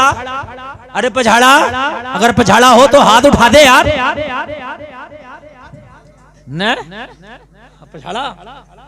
चलिए, नहीं इन्होंने बात कही, अगरचे बेचारों ने कही, मैं कह रहा हूं ना, मैं सही कहने के लिए बैठा तो हूं, है ना? इन्हें भी पता नहीं मैंने क्या कहा दिया। अब इनसे पूछो कुश्ती कहां हुई थी जरा बताओ, है ना? तो नहीं बता पाएंगे, मगर नहीं इन्होंने कही ये बात, मैं फिर भी इन्हें मुबारकबाद दे रहा हूं। कही तो है ना? अगर नहीं पछाड़ा तो पछाड़ने का इरादा तो है। कही तो बात मेरे नौजवान। देखिए पछाड़ना किसे कहते हैं? शैतान दंगल में नहीं आएगा जावेद गनी बन के, नहीं आएगा। दंगल में मौसम अली बन के नहीं आएगा। अब तो मेले में जावेद गनी की कुश्तियां चल रही हैं, उर्सों में दादा मियां के। सही बता रहा हूं मैं। मेलों में हमारे यहाँ वो उर्स होता है, उस उर्स में एक भागा जा रहा था 50 साल का आदमी, तो लारें लटक रही थी उसकी, थूक निकल जा रहा था। मैंने कहा चाचा कहां भाग रहे हो? कह रहा मौलाना मौसम अली की कुश्ती चल रही है। मैंने कहा कुश्ती चल रही है, तेरी भी कुश्ती का टाइम आ गया। हजरत इजराइल आने वाले हैं तुझसे कुश्ती के लिए। अपनी कुश्ती की तैयारी कर ले, मौसम अली की कुश्ती देख रहा। अब मौसम अली की कुश्ती देखने का नहीं है, मौसम अपनी कुश्ती देखने का। इजराइल का भी तो दाव पड़ेगा एक दिन। वो दाव ऐसा पड़ेगा चित करके छोड़ेगा। वो दाव ऐसा पड़ेगा कि वो चित करके छोड़ेगा, उसमें नहीं बच सकते। मेलों में कुश्तियां चल रही हैं, शर्म करो लोगों। मेले हो रहे हैं, मेले वो उर्सों में कुश्तियां, उर्सों में मुकाबले, उर्सों में शेख जुल्ली, उर्सों में उस्मान भारती आया था। और अब कुछ दिनों के बाद झर्राटे वाले बुड्ढे को बुलाएंगे। ऐसे ही बता रहा हूँ। हाँ वही ना, तो चाहिए कुछ मिल जाए बस। मैं हकीकत बता रहा हूँ, कुछ मिल जाए ना तो। मेरी बात अगर गलत हो तो जाओ नोट कर लेना। अगर 1-2 साल के बाद झर्राटे वाला बुड्ढा ना टहल जाए उर्सों में तो। बता रहा हूँ, हकीकत बता रहा हूँ। हर जगह टहल जाओ वो, क्योंकि इस कौम को तो चाहिए अच्छे काम नहीं चाहिए, बुरे काम। बुरे काम तो ये 7 जमीनों के नीचे से निकाल लाएगी। समझे? नमाज के लिए कपड़े ठीक नहीं है, नमाज के लिए बड़ी सर्दी पड़ रही है, नमाज के लिए तो मियां गर्मी बहुत है, 1000 बहाने कर देगा नमाज के लिए। हैं? मेरी बात गलत नहीं है, ये बात हंसने की नहीं है। तुम उस बुड्ढे को देख लियो कहीं उर्स में, कहीं ना कहीं जरूर होगा, किसी भी उर्स में। हाँ मेरे ये कौम बड़ी खतरनाक हो गई, ये कौम बड़ी खतरनाक। उर्सों में चल रहे हैं, शेख चुल्ली आ रहा। जिस कौम की बेटियां जवान बैठी हैं इस वजह से कि उनके बापों पे पैसा नहीं, उनके निकाह कर सके, वो कौम 1.5 लाख का शेख चुल्ली बुला रही है। 1-1 लाख के मुकाबले कव्वाली करा रही है वो कौम। 20-20 हजार, 50-50 हजार नाचने वालियों पे इनाम लुटा रही है वो कौम। मुझे बताओ लोगों, तुम्हें दुनिया में जलील नहीं किया जाएगा तो फिर क्या? हकीकत बताना मेरे भाइयों, ये हकीकत बात है। अल्लाह अल्लाह। और लोगों बाज आओ यार, बाज आओ। ये हीरो नहीं हो सकते तेरा हीरो ये है। सुन, मदरसे में पढ़ता है, जिस बुजुर्ग की बात बता रहा हूं, बस्ती में मदरसा है और बस्ती में घर भी है। एक घर में उसके घर वाले चले गए, एक जवान लड़की अकेली रह गई। इस बुजुर्ग का कहना है कि मैं बच्चा था उस वक्त। बच्चा क्या था, मेरी वो उम्र थी जो बचपने से जवानी की दहलीज पर कदम रखता है। हल्की हल्की दाढ़ी निकलती है, वो जो उम्र होती है 15-17 साल की उम्र। मैं इस उम्र में था, मदरसे में पढ़ता था, देखने भालने में मैं अच्छा था, खूबसूरत था। उस लड़की ने किसी बहाने से मुझे घर में बुला लिया। कहाँ बुला लिया? घर में बुला लिया।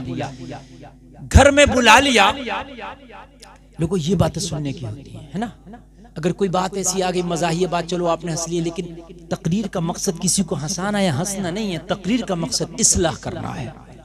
बस में कभी कोई बात आ गई, ठीक है, कोई बात नहीं है, कोई बात आ जाती है कभी, आपकी नींद भाग गई, इससे आप बेदार हो गए, लेकिन मकसद ये नहीं है। मेरा बुलाने का मकसद है कि आपको मैं हंसाऊं या आप हंसे, मकसद इस्लाह करना। और कभी भी मैं अपनी तकरीर में कोई चटकुल्ला नहीं बयान करता। बात वो होती है जो हकीकत होती है, उसे चाहे आप हंस के उसको सुन लो या रो के सुन लो। कहते मैं उस लड़की ने मुझे अपने घर बुला लिया और जैसे ही मैं उसके घर पहुंचा, किसी काम के बहाने से बुलाया तो उसने दरवाजा बंद कर दिया।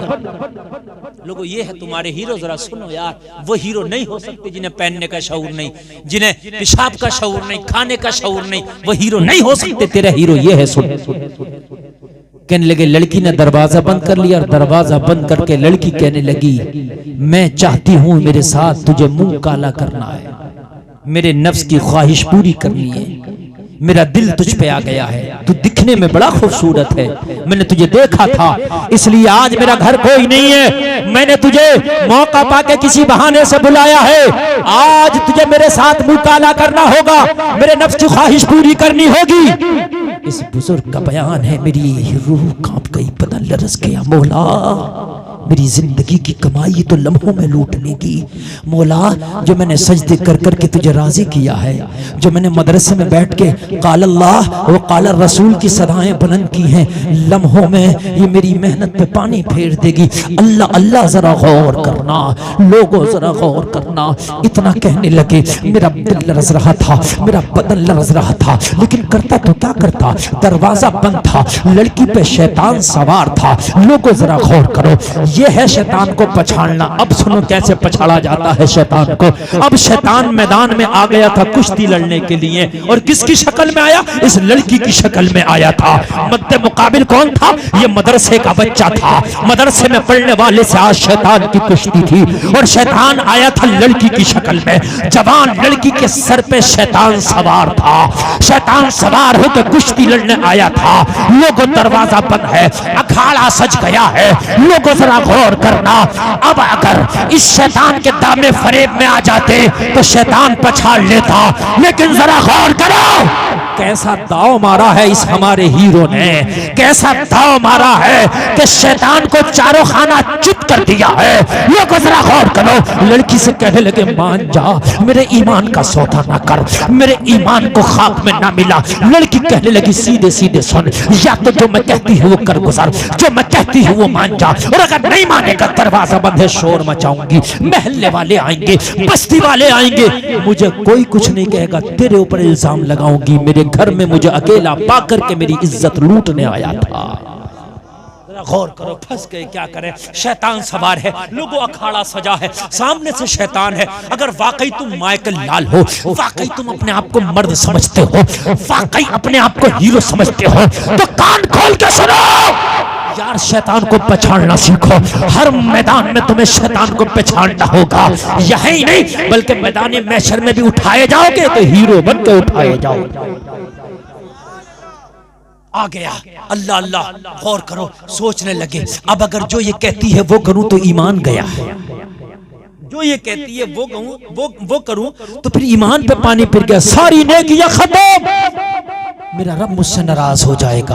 और अगर जो ये कहती है वो ना किया तो फिर मुझे बदनाम कर देगी, पूरे जमाने में मैं बदनाम हो जाऊं, है ना? अभी शोर मचाएगी, क्या करूं? लोगों कैसा दाव लगाया। और सुनिए, हर मैदान के दाव अलग अलग, कोई भी दाव लगाना पड़े मगर शैतान को पछाड़ के छोड़ना। बोलो इंशाअल्लाह, इंशाअल्लाह। कोई भी दाव लगाया, पता क्या लगाया? लड़की से बोले अच्छा सुन, मुझे इतनी सी मोहलत दे दे, तेरे घर का इस्तंजा खाना कहाँ है मुझे वो बता दे, मैं पहले इस्तंजा करना चाहता हूँ, बैतुल खला बता दे। टॉयलेट जिसे आप कहते हैं, है ना, टॉयलेट उसने बता दिया, बैतुल खला बता दिया। पहले जमाने की और आज के जमाने की बैतुल खला में ये फर्क था। आज तो ये वो चल रही है इंग्लिश और कौन कौन सी। पहले का मामला ये था कि वो इस तरीके की नहीं होती थी, उसमें जो है गंदगी मौजूद रहती थी, फिर उसको सफाई करके उसको फेंका जाता था, वो अलग तरीका था। बहरहाल उसके अंदर बैतुल खला में दाखिल हुए जितनी भी गंदगी गलाजत बैतुल खला की थी सब अपने बदन पे मल ली, सब अंदर जाके अपने बदन पे मल ली, पूरी बैतुल खला की गंदगी अपने बदन पे मल ली। बदन पे मलने के बाद बैतुल खला से बाहर निकले, लड़की ने देखा तो लोगों, जाहिर सी बात है, बदन से बदबू, कपड़ों से बदबू, जिस्म से बदबू, लोगों सर से लेके पैर तक लोगों गंदगी में जिस्म अटा पड़ा था। लड़की ने देखा, देख के बोली दूर भाग, दरवाजा खोल, मेरे घर से बाहर निकल जा, मेरे करीब ना आना। जो लड़की अभी गुनाह करने पे तुली थी मगर गंदगी देख के दूर भागने लगी, बोली दरवाजा खोल, और दरवाजा खोल के भाग जा। लोगों, इस बुजुर्ग का बयान है, मुझे लड़की से मोहलत मिली, मैंने दरवाजा खोला और दरवाजा खोल के मैं भाग गया, भागा मदरसे में गया, मदरसे में जाके गुस्ल कर लिया, मेरा बदन पाक हो गया, दूसरा कपड़ा पहन लिया, मैं साफ हो गया। मुझसे किसी ने पूछा कितना बेवकूफ था, तूने अपने ऊपर गंदगी डाल ली? कहने लगा हाँ, मैंने गंदगी नहीं डाली बल्कि शैतान को पछाड़ के आया, मैंने दाव लगाया। अरे जो गंदगी मैंने डाली थी, एक बाल्टी पानी अपने सर से डाला, गुस्ल करके पाक हो गया, लेकिन अगर जिना कर लेता तो मेरा मन नापाक हो जाता। इसे कैसे पाक करता? अगर मेरा मन नापाक हो जाता तो इसे कैसे पाक करता? मैंने अपना दिल नापाक नहीं होने दिया, मैंने अपने ईमान को गंदा नहीं होने दिया, मैंने अपनी रूह को पाक रखा है। मेरा जिस्म नापाक हुआ था, 2 मिनट लगा के मैं पाक हो गया। और ये नापाक अगर यहाँ अपनी रूह को कर लेता तो मैदान महशर में भी ये नापाक की मुझे नुकसान देती, है ना? ये यहाँ भी नुकसान देती, वहां भी नुकसान देती। लोगों, ये हैं तुम्हारे असली हीरो। तवज्जो करना, नींद तो नहीं आ रही ना आपको? और मेरे भाई, ये हैं तुम्हारे असली हीरो। अल्लाह अल्लाह, नापाकी आ जाती अगर तुम्हारा कपड़ा नापाक है। लोगों, गुस्ल करो, कपड़ा धुलो, पाक हो जाएगा। लेकिन अगर तुमने कहीं जिना कर लिया तो तुमने अपने दिल को गंदा कर लिया, उसे कैसे पाक करोगे? मेरे भाइयों, उसे कैसे पाक करोगे? शादी के नाम पे कोई भी हरामकारी करे, खबरदार कहना तुझे इजाजत नहीं है मेरे घर में हरामकारी करने की। मेरे घर में शादी है, अगर शादी में हरामकारी होती है तो शादी के बाद में घर में खुशियां नहीं आती, घर में झगड़े आते हैं, घर में तकलीफें होती हैं, घर में परेशानियां होती हैं। सुनो सुनो, और तकरीर में खत्म करूंगा मेरे भाई, 2 बजने जा रहा है, बहुत टाइम हो गया और मेरी तकरीर 1.5 घंटा से शायद ज्यादा हो गई। लगा गौर करना, बस आखिर के जुमले सुनो, ईमान ताजा हो जाएगा। वो लोगों, शादियां सबकी होनी है, शादियां सबकी होनी है। अल्लाह करे कि तुम्हारी शादियां ऐसी हो कि शादी से पहले गुनाहगार थे मगर शादी करके पक्के नेकूकार बन गए, है ना? शादी में निकाह होता है तो तौबा भी कराई जाती है, कलमा शरीफ भी पढ़ाया जाता है ना, तो वो तौबा सच्ची तौबा होनी चाहिए, उसके बाद गुनाह नहीं होना चाहिए। और लोगों सुनो, जब शादी करो तो लड़की कैसी देखो, ये मैं आपको बात बताऊं। बहुत से लोग देखते हैं कि लड़की माल वाली कैसी हो, लड़की कौन से कॉलेज की पढ़ी है, डिग्री कौन सी लाई है, ये सब नहीं देखना, ये बाद में देखना। पहले ये देखना कि लड़की की दीनदारी कैसी है, लड़की की दीनदारी कैसी है ना? दीनदारी। अभी मैं मुंबई में था 2 दिन से, मेरे एक दोस्त है। लोगों, बाज इंसान को अल्लाह ने पैसा दिया तो वो गुमराह हो गया, फिरौन बन गया, और बाज इंसान को अल्लाह ने पैसा दिया तो फिर भी वो दीन के रास्ते पे लगा हुआ। उसने कहा, हजरत मैं शादी करना चाहता हूँ अपनी बच्ची की, मगर लड़का चाहे अमीर हो गरीब इससे मतलब नहीं है, मगर लड़का दीनदार होना चाहिए। सुभान अल्लाह, दीनदारी होना चाहिए, दीनदारी की बात अलग है। मदीना शरीफ में ना एक शख्स था जो नबी का गुलाम था, कलमा पढ़ चुका था। वो लोगों, तुम्हारे नंबर देने से नंबर नहीं है, नंबर जिसे अल्लाह देता है वो है नंबर वाला। तुम कहते हो मेरे नंबर बहुत आ रहे, तेरे कहने से नंबर थोड़ी नहीं आ रहे। जिसे अल्लाह कहते कि ये है इज्जत वाला तो वो है इज्जत वाला। लोगों, एक बात बताऊं मैं आपको, मक्का के अंदर पैसा तो अबू लहब पे था, मक्का के अंदर कैशियर था, दे काबे का कैशियर, बड़ा खूबसूरत शरारे मारता हुआ चेहरा, मगर मुस्तफा की गुलामी ना कर सका। कुरान ने उसको मजम्मत करके पुकारा, तब्बत यदा अबी लहब व तब। कुरान ने हुस्न को नहीं देखा, कुरान ने शरारे मारता हुआ चेहरा नहीं देखा, कुरान ने ये नहीं देखा ये काबे का कैशियर है। कुरान ने कहा, अबू लहब तेरे दोनों हाथ टूट जाएं। बड़ा खूबसूरत था।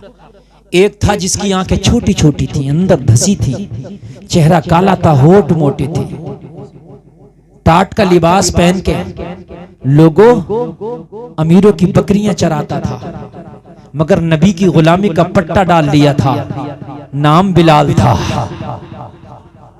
अल्लाह की नजर में तो वो इज्जत वाला है ना, अल्लाह की नजर में तो वो इज्जत वाला है। और मेरे भाइयों, शादी करो ना तो माल ना देखना, और मेरे भाइयों शादी करो ना तो ये स्कूल कॉलेजों की डिग्रियां ना देखना, और मेरे भाइयों शादी लड़के की करो या लड़की की, पहले दीनदारी देख लेना।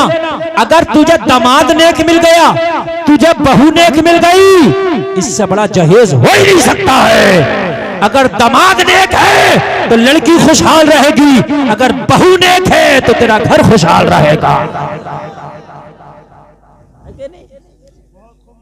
किस काम का?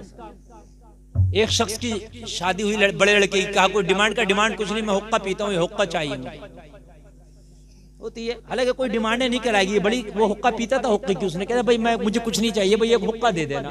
जैसे आदमी कहता ना भाई हमें कुछ नहीं चाहिए भाई, हमें जो है 2 जोड़ा कपड़े सही से दे देना। आदमी कहता नहीं कहता, जबकि डिमांड ये भी नहीं करना चाहिए, लेकिन कह देता आदमी। तो उसने अपने बड़े बेटे की शादी में कहा कि भाई हुक्का। वो हुक्का आ गया जहेज में। अब वो हुक्का भरता, पीता, खुश होता, चौपाल पे बैठता, लोगों को बताता भाई हमारे समदाने से आया है, हमारी बहू लेके आई है हुक्का, ये पीता। एक दिन ऐसा हुआ कि बहू से ही खटक गई ससुर की, झगड़ा हो गया, होता ही है, हर घर में हो जाता। बस जब झगड़ा हुआ तो बहू ने सबसे पहले जो खींचा वो हुक्का खींचा। हंसने की बात समझने की, कहने लगी मेरा ही हुक्का पीता और मुझे आंखें दिखा रहा। खत्म। जहेज जो तुम मांग रहे हो, ने सच बताना मेरी तरह ठंडे दिमाग से, मैं भाइयों से भी कह रहा हूं, बहनों से भी। जब रिश्ता होता तो भाई बहन बाप माँ यही लोग देखने जाते हैं, भाभी हैं यही होते हैं ना। लड़का खुद तो नहीं कर रहा होता, 5% रिश्ते ऐसे होते होंगे भैया लड़का खुद करता होगा, 95% तो जो घरवाले ही करते हैं। सुने सुने, अब बात न करें, ये काम की बात चल रही है। तकरीर हो गई जितना करना थी, आपकी मोहब्बत में तकरीर कर रहा हूँ कि आप इतनी सर्दी की रात में बैठे हो। मुझे बताओ कान खोलकर ठंडे दिमाग से दिल का फैसला करके बताना, जो जहेज की तुमने भाई की शादी में, बेटे की शादी में, देवर की शादी में तुमने जहेज की डिमांड की थी, जहेज दे भी दिया बेटी वाले ने, मगर ये बाप तू बता तेरा उस पर कितना हक है? जिस दिन तेरी बहू अलग होगी वो सारा जहेज अपने हिस्से में कर लेगी जो लेके आई थी। ये कह दे कि ये बेड मैं अपने घर से लाई थी, ससुर जी ये तुम ले लो, ये मेरा सोफा सास तुम ले लो। नहीं नहीं नहीं, अपने बर्तन और अपना जहेज, अपनी गाड़ी और अपना जितना भी है सब अपने हिस्से में। अब लड़का कहता खड़े होकर भाइयों से, अब जो बाप वाला वो बांटो, ये तो मेरा अपना है शादी का। और 4 पंचों को बुला लो तो 4 पंच भी कहेंगे भाई इससे क्या मतलब, ये तो ससुराल से मिला। तो जब ससुराल से मिला तो बुड्ढे तू क्यों मरा फिर रहा था मुझे ऐंठ ऐंठ के, मुझे ये चाहिए, मुझे ये चाहिए, मुझे ये चाहिए, बता मुझे तू क्यों मरा फिर रहा था? है तेरे काम का तो ये होता कि ये अलग ना होती, तुझे 2 रोटी चैन से देती रहती। ये थी तेरे काम की बात? तेरे कपड़े गंदे होते तेरे कपड़े धुल देती, तू नहाता पानी गर्म कर देती, खाता 2 रोटी गर्म दे देती। ये था तेरा जहेज। सुभान अल्लाह, सुभान अल्लाह, क्या बात है। बुड्ढे से तो गाड़ी भी चलाना ना आ रही है, खुश है बुड्ढा, बोलेरो मिली है, तुझे चलाना आ रही है। मुझे बता तेरे किस काम की? जिस दिन हो गया मामला झगड़ा तो उस दिन अलग बोलेरो अलग, तू अलग, तू मुझे बता तेरे किस काम की है? अच्छा वो भाई बता दे मुझे, जो भाई ऐंठ के कह रहा था मियाँ हम तो अपने भाई की शादी में लेंगे, तू बता तुझे क्या मिला? वो बहन बता दे, जो बहन रिश्ते फेल करती फिर रही थी, कि रिश्ता तो कर लेते मगर ना माली मिल रहा, ना लड़की अच्छी है, कुछ एक तो चीज होती, तुझे क्या मिला तू बता? अच्छा अगर हुस्न की परी होती तो ये बहन तू मुझे बता तुझे क्या मिलेगा? अगर ये नेक होती और इसका अखलाक अच्छा होता तो जिस दिन तेरा निकाह हो जाता और ये नेक होती तो तुझे बुलाना चलाना करती रहती है ना। मेरी नंद है, अपने शौहर को भी भेजती, जाओ त्योहार है, ईद है, जाओ बुला के लाओ ना अपनी बहन को। गलत बात है ये, है ना? तुम्हारे माँ बाप की रूहें तड़पेंगी कब्रों में। ए मेरे भाइयों बहनों को ना छोड़ा करो त्योहारों के मौके पे, वो आस लगाए बैठी होती है मेरा भाई आ रहा होगा। बहुत से लोग बहनों से झगड़े लड़ लेते हैं, उनके दरवाजे तक नहीं चढ़ते, है ना? अगर नेक होती, तू जो देख के आई थी मुझे बता तुझे क्या मिलेगा? अगर तू भी नेक देख के आई होती ना तो तेरी भी शादी हो जाती, तो तेरे बुलाने चलाने करती रहती है। मुझे वो भाई बता तुझे क्या मिला, बाप तू बता तुझे क्या मिला, ओ माँ तुझे क्या मिला, ओ बहन तुझे क्या मिला, ओ भाभी तुझे क्या मिला, आगे से लेके पीछे तक कोई बता दे क्या मिला। जब लड़का अलग होता है तो चाहे राजी में हो नाराजी में हो, जितना जहेज का माल है मियाँ वो खुशी खुशी घर वाले भी दे देते, भाई ये तेरे जहेज का सब हो गया। तो मेरे भाइयों फिर तुम क्यों यार इधर उधर चक्कर में पड़े? तुम तो दीनदार देखो ना, वो है तुम्हारा जहेज, वो तुम्हारे भी काम में आएगा। जब दीनदार लड़की लेकर आए होगे ना और लड़का कुछ टेढ़ा चलेगा ना तो बहू कह देगी नहीं तेरे बाप हैं, कुरान में हुक्म दिया कि माँ बाप को न सता। ये जो जहेज लेके आई है वो बाप को भी फायदा करेगा, माँ को भी फायदा करेगा, बहन को भी फायदा करेगा, भाई को भी फायदा करेगा, भाभी को भी फायदा करेगा, रिश्तेदारों को भी फायदा करेगा। लोगों वो जहेज देखो जो तुम्हें भी इस्तेमाल करने में आ जाए, वो जहेज ना देखो जिसे तुम इस्तेमाल ना कर सको। झगड़ा हुआ हुक्का याद है कि नहीं है? हुक्का किधर गया? बहू की तरह हुक्का गया। जैसे बीमे की गाड़ी होती है, किस्तें जमा नहीं होती हैं, फाइनेंस पे गाड़ी जो ले लेते हैं किस्तों पे, और जब किस्तें जमा ना करो तो खिंच जाती है। तो ये जहेज जो है फाइनेंस की गाड़ी है, ये खींचना है, बात है कि नहीं है? ये खींच लेगी खुद ही। इसलिए जहेज वो लो जो तुम्हें भी काम आए। और तुम्हें काम कौन सा जहेज आएगा? नेकियों। जब नेक होगी तो नंद की भी इज्जत करेगी, ससुर की भी करेगी, सास की भी इज्जत करेगी, देवरों की भी इज्जत करेगी, जेठ की भी इज्जत करेगी, है ना, 10 ससुर की भी करेगी और शौहर की भी इज्जत करेगी। और तुम्हारी नस्लों को दीनदार बनाएगी, है कि नहीं है? तो हुक्का छिन गया। क्या हो गया? हुक्का छिन गया। हुक्का छिना, दूसरे बेटे का फिर रिश्ता आया।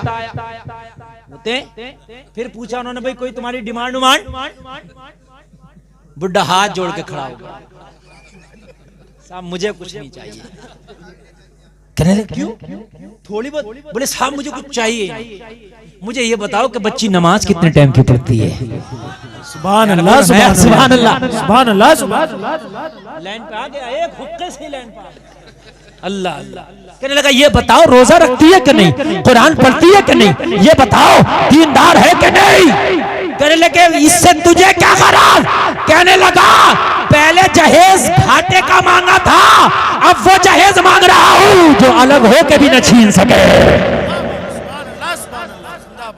पहले भी मांगा था और अब भी मांग रहा हूँ, मगर पहले का मांगा वो छिन गया, अब वो मांग रहा हूँ जो छीन ही ना सके।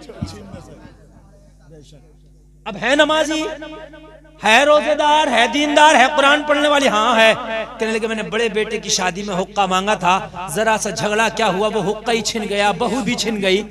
मेरी बहू अलग हो गई ना, तो बहू छिन गई। अब तो मुझे खुद ही अपनी बूढ़ी बीवी के साथ रहना पड़ रहा। अब मैंने ये इरादा किया है कि जहेज लाऊंगा तो दुनिया का माल नहीं लाऊंगा, अपनी बहू का जहेज देखूंगा, माल हो या ना हो, बहू का अच्छा अमाल हो, माल हो या ना हो, अच्छा अमाल हो। तो वो जहेज तुम्हारा नहीं है जो तुम डिमांडें करते हो, तुम्हारा तो वही है जो वो नेकियां और हुस्न अखलाक लेके आई है तेरे घर। बात समझ रहे कि नहीं समझ रहे? तो मदीना शरीफ में एक शख्स था जो चेहरा काला था। बस आखिरी बात बता के अपनी तकरीर खत्म कर रहा हूं। चेहरा काला था, लोगों आंखें छोटी थी, लोगों कोई बिजनेस नहीं, कोई कारोबार नहीं, कोई घर मड़ैया नहीं, जिसे बिल्कुल मुफलिस और नदार कहिए। यानी ना बिजनेस, ना कोई कारोबार, ना देखने भालने में अच्छा। बात समझ रहे कि समझ रहे हैं? कोई ऐसी खूबी नहीं, बस ये खूबी थी कि अल्लाह के रसूल का गुलाम था, नमाजें पढ़ता था, दीनदार था। और अल्लाह के रसूल की बारगाह में किसे क्या ना मिला, है ना? अल्लाह के रसूल ने इस अपने गुलाम से फरमाया तुम शादी क्यों नहीं कर लेते? इतना कहा तो अर्ज की आका क्या कोई मुझे भी अपनी बेटी दे सकता है? आका मेरे अंदर कौन सी खूबी है जो मुझे कोई बेटी देगा? किस खूबी पे मुझे बेटी देगा? या रसूल अल्लाह घर मेरा नहीं, या रसूल अल्लाह मकान मेरा नहीं, या रसूल अल्लाह मेरे पास तो झोपड़ा भी नहीं, या रसूल अल्लाह कारोबार भी नहीं, या रसूल अल्लाह मेरे पास तो अच्छी शक्ल भी नहीं, या रसूल अल्लाह मैं तो मदीने का सबसे गरीब शख्स हूँ, लोगों की मेहनत मजदूरी करके अपना पेट पालता हूँ, जहाँ जगह मिलती है वहीं रात गुजार लेता हूँ, या रसूल अल्लाह मुझे कौन अपनी बेटी देगा? लेकिन लोगों नबी के गुलाम तो हो जाओ, जिस दिन नबी के गुलाम हो गए जमाना तुम्हें अपना इमाम बना लेगा। नबी ने फरमाया अरे तू जाहिरी असबाब पे ना जा, मेरा गुलाम है, तुझे बेटी भी देगा और ऐसा बेटी देगा जो मदीने का अमीर है वो बेटी देगा। सुभान अल्लाह सुभान अल्लाह। तुझे बेटी भी देगा वो कोई आम आदमी नहीं देगा, वो मदीने का अमीर है वो बेटी देगा। मेरे भाइयों, दुनिया से कितनी भी दोस्ती कर लो मगर दुनिया तुम्हें बुलंद नहीं कर सकती। तेरा करीब दोस्त भी हो, कितना भी करीबी, मैं बड़ी सच्ची बात बता रहा हूँ, कितना भी करीबी, और तू अपने दोस्त से तरक्की में आगे बढ़ना, वो तुझसे हसद करने लग जाएगा। हकीकत बता रहा हूँ मैं, तुम तरक्की करने लगो खानदानी हसद करने लग जाता है ना जी। लेकिन ये आमीना का लाल है जो तुम्हें बुलंदियों के चिराग अदा कर देता है। उनकी गुलामी का पट्टा तो डालो गले में। नबी ने फरमाया तू अपने चेहरे पे ना जाके चेहरा काला है, तेरी आंखें छोटी हैं, इस पे ना जा, तेरा घर नहीं, तेरा दर नहीं, तेरी झोंपड़ी नहीं, तेरा कारोबार नहीं, इस पे ना जा। मोहम्मद का गुलाम है, ये डिग्री काफी है। मोहम्मद का गुलाम है, ये डिग्री काफी है तेरे लिए। मदीने का एक बहुत अमीर शख्स था, मेरे नबी ने उसका एड्रेस बता दिया, जब उसके घर पे जाके उसकी बेटी का हाथ मांग ले। भाई आखिरी बात बता रहा हूँ, फिर तुम भी कहोगे तो नहीं सुनाऊंगा, और बड़े काम की बात, तवज्जो से बस सुन लेना। जा उसके दरवाजे पे जाके उसकी बेटी का हाथ मांग ले। ये रसूल का गुलाम, नबी का गुलाम डरने लग गया, आका इतने अमीर के दरवाजे पे भेज रहा हूं, आका कहीं धक्के दे के ना भगा दे। नबी ने फरमाया तुझे भेजने वाला मोहम्मद है, तुझे भेजने वाला मोहम्मद है। किसकी ताकत के तुझे धक्के दे के निकाले, जा जाके पैगाम तो दे। अब नबी का हुक्म था, कैसे टालता, मगर अपनी हैसियत देख रहा था, है ना, और अपनी हैसियत देखने के बाद में फिर उस लड़की वाले की हैसियत देख रहा था। यार मेरी क्या हैसियत है उसकी, नबी ने भेजा था। और नबी को यह भी बताना था कि जो मेरा चाहने वाला है ना यहाँ घाटे में है ना वहां घाटे में है। सुभान अल्लाह। दरवाजे पे पहुंचे, दरवाजे पे दस्तक दी, ओ लोगो ओ ये मदीने का अमीर, लड़की का बाप दरवाजे पे निकल के आया। देखा इसे सब जानते थे, इसलिए कि मदीने का सबसे गरीब था। कोई ज्यादा गरीब हो बस्ती में उसे भी जानते हो, ज्यादा अमीर हो उसे भी सब जानते हैं। दोनों ऐसे हैं कि दोनों को सब जानते है ना।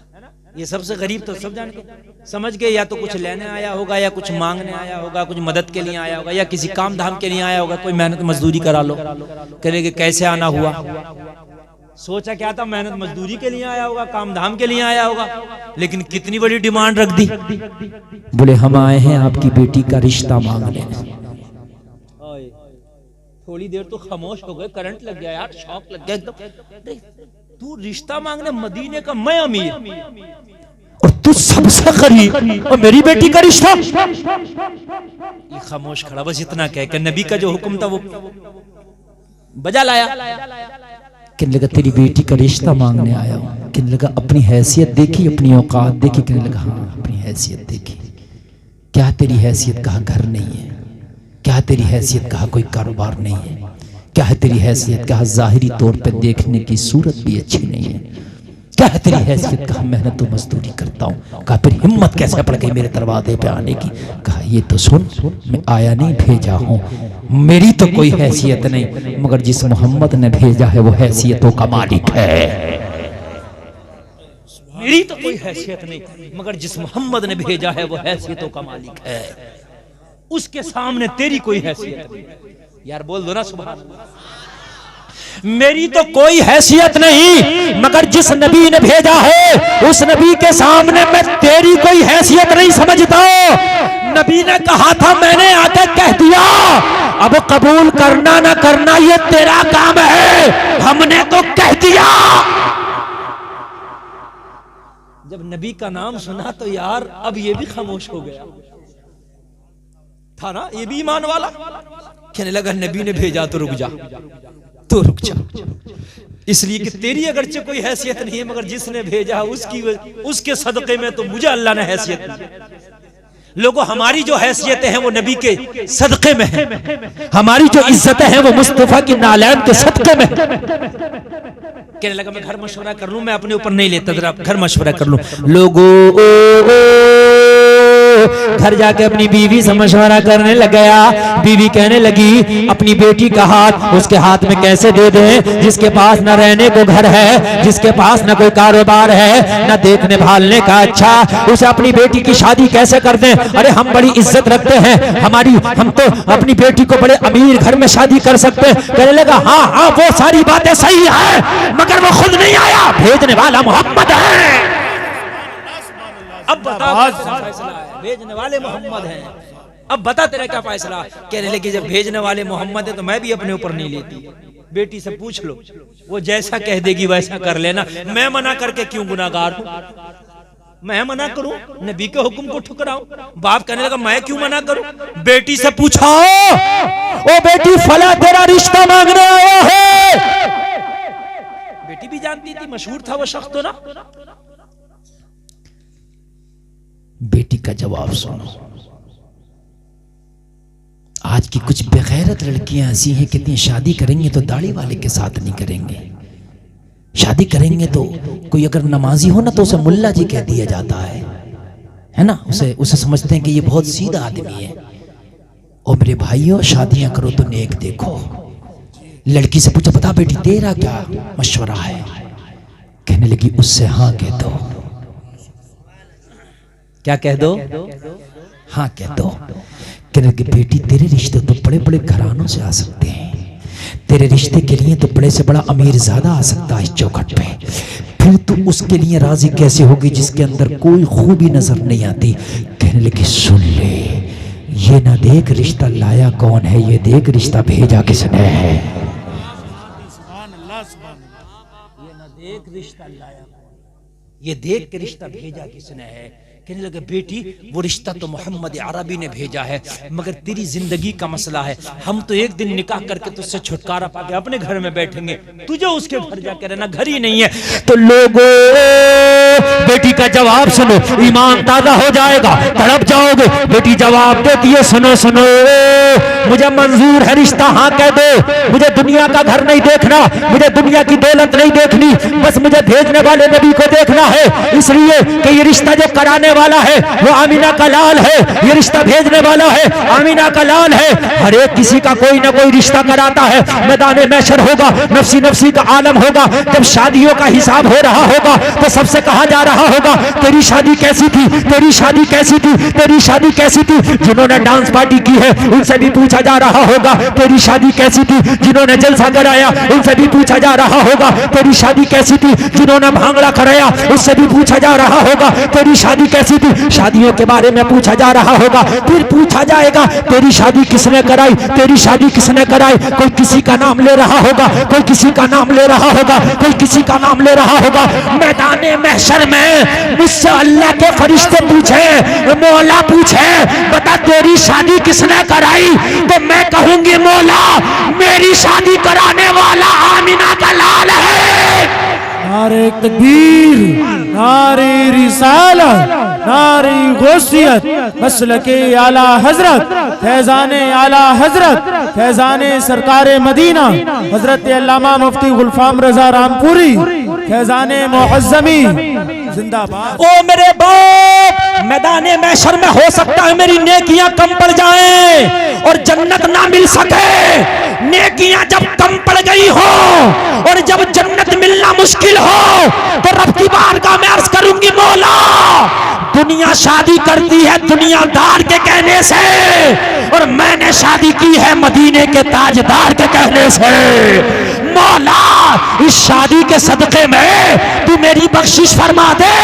अगर रब की रहमत जोश में आई तो इसी वजह से मेरी बख्शिश हो जाएगी। मुझे यहाँ घर अगरचे ना मिल सकेगा मगर मरने के बाद जन्नत में घर मिलेगा।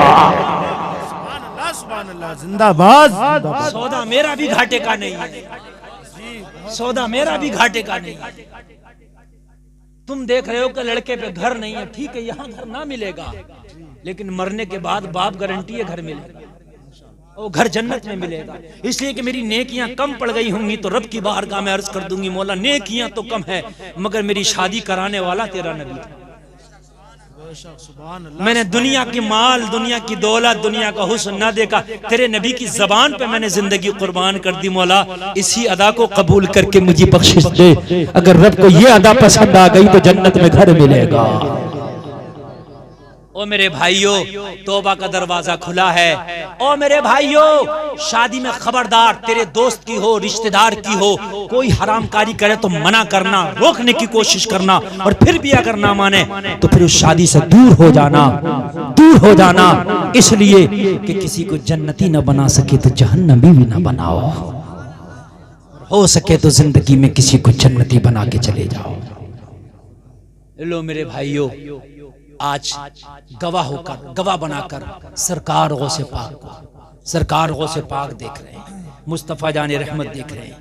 आज शैतान को पटकना है, आज शैतान को पछाड़ना है। आज हाथ उठा के तौबा करो, आज के बाद अपने घर की शादियों में कोई हरामकारी नहीं करेंगे। बोलो इंशाअल्लाह। दोनों हाथ उठा लो। देखो शैतान अब भी तुम्हें पछाड़ना चाह रहा है। कितनों के हाथ नहीं उठने दे रहा, कितनों के नहीं उठने दे रहा हाथ, और जितनों के उठे हैं, और नौजवान जितनों के उठे हैं उन्होंने आज पछाड़ लिया शैतान को। बोलो आज के बाद अपनी शादियों में कोई हरामकारी नहीं होगी। बोलो इंशाअल्लाह, जोर से बोलो इंशाअल्लाह। बस नीचे कर लो, जलसा कामयाब।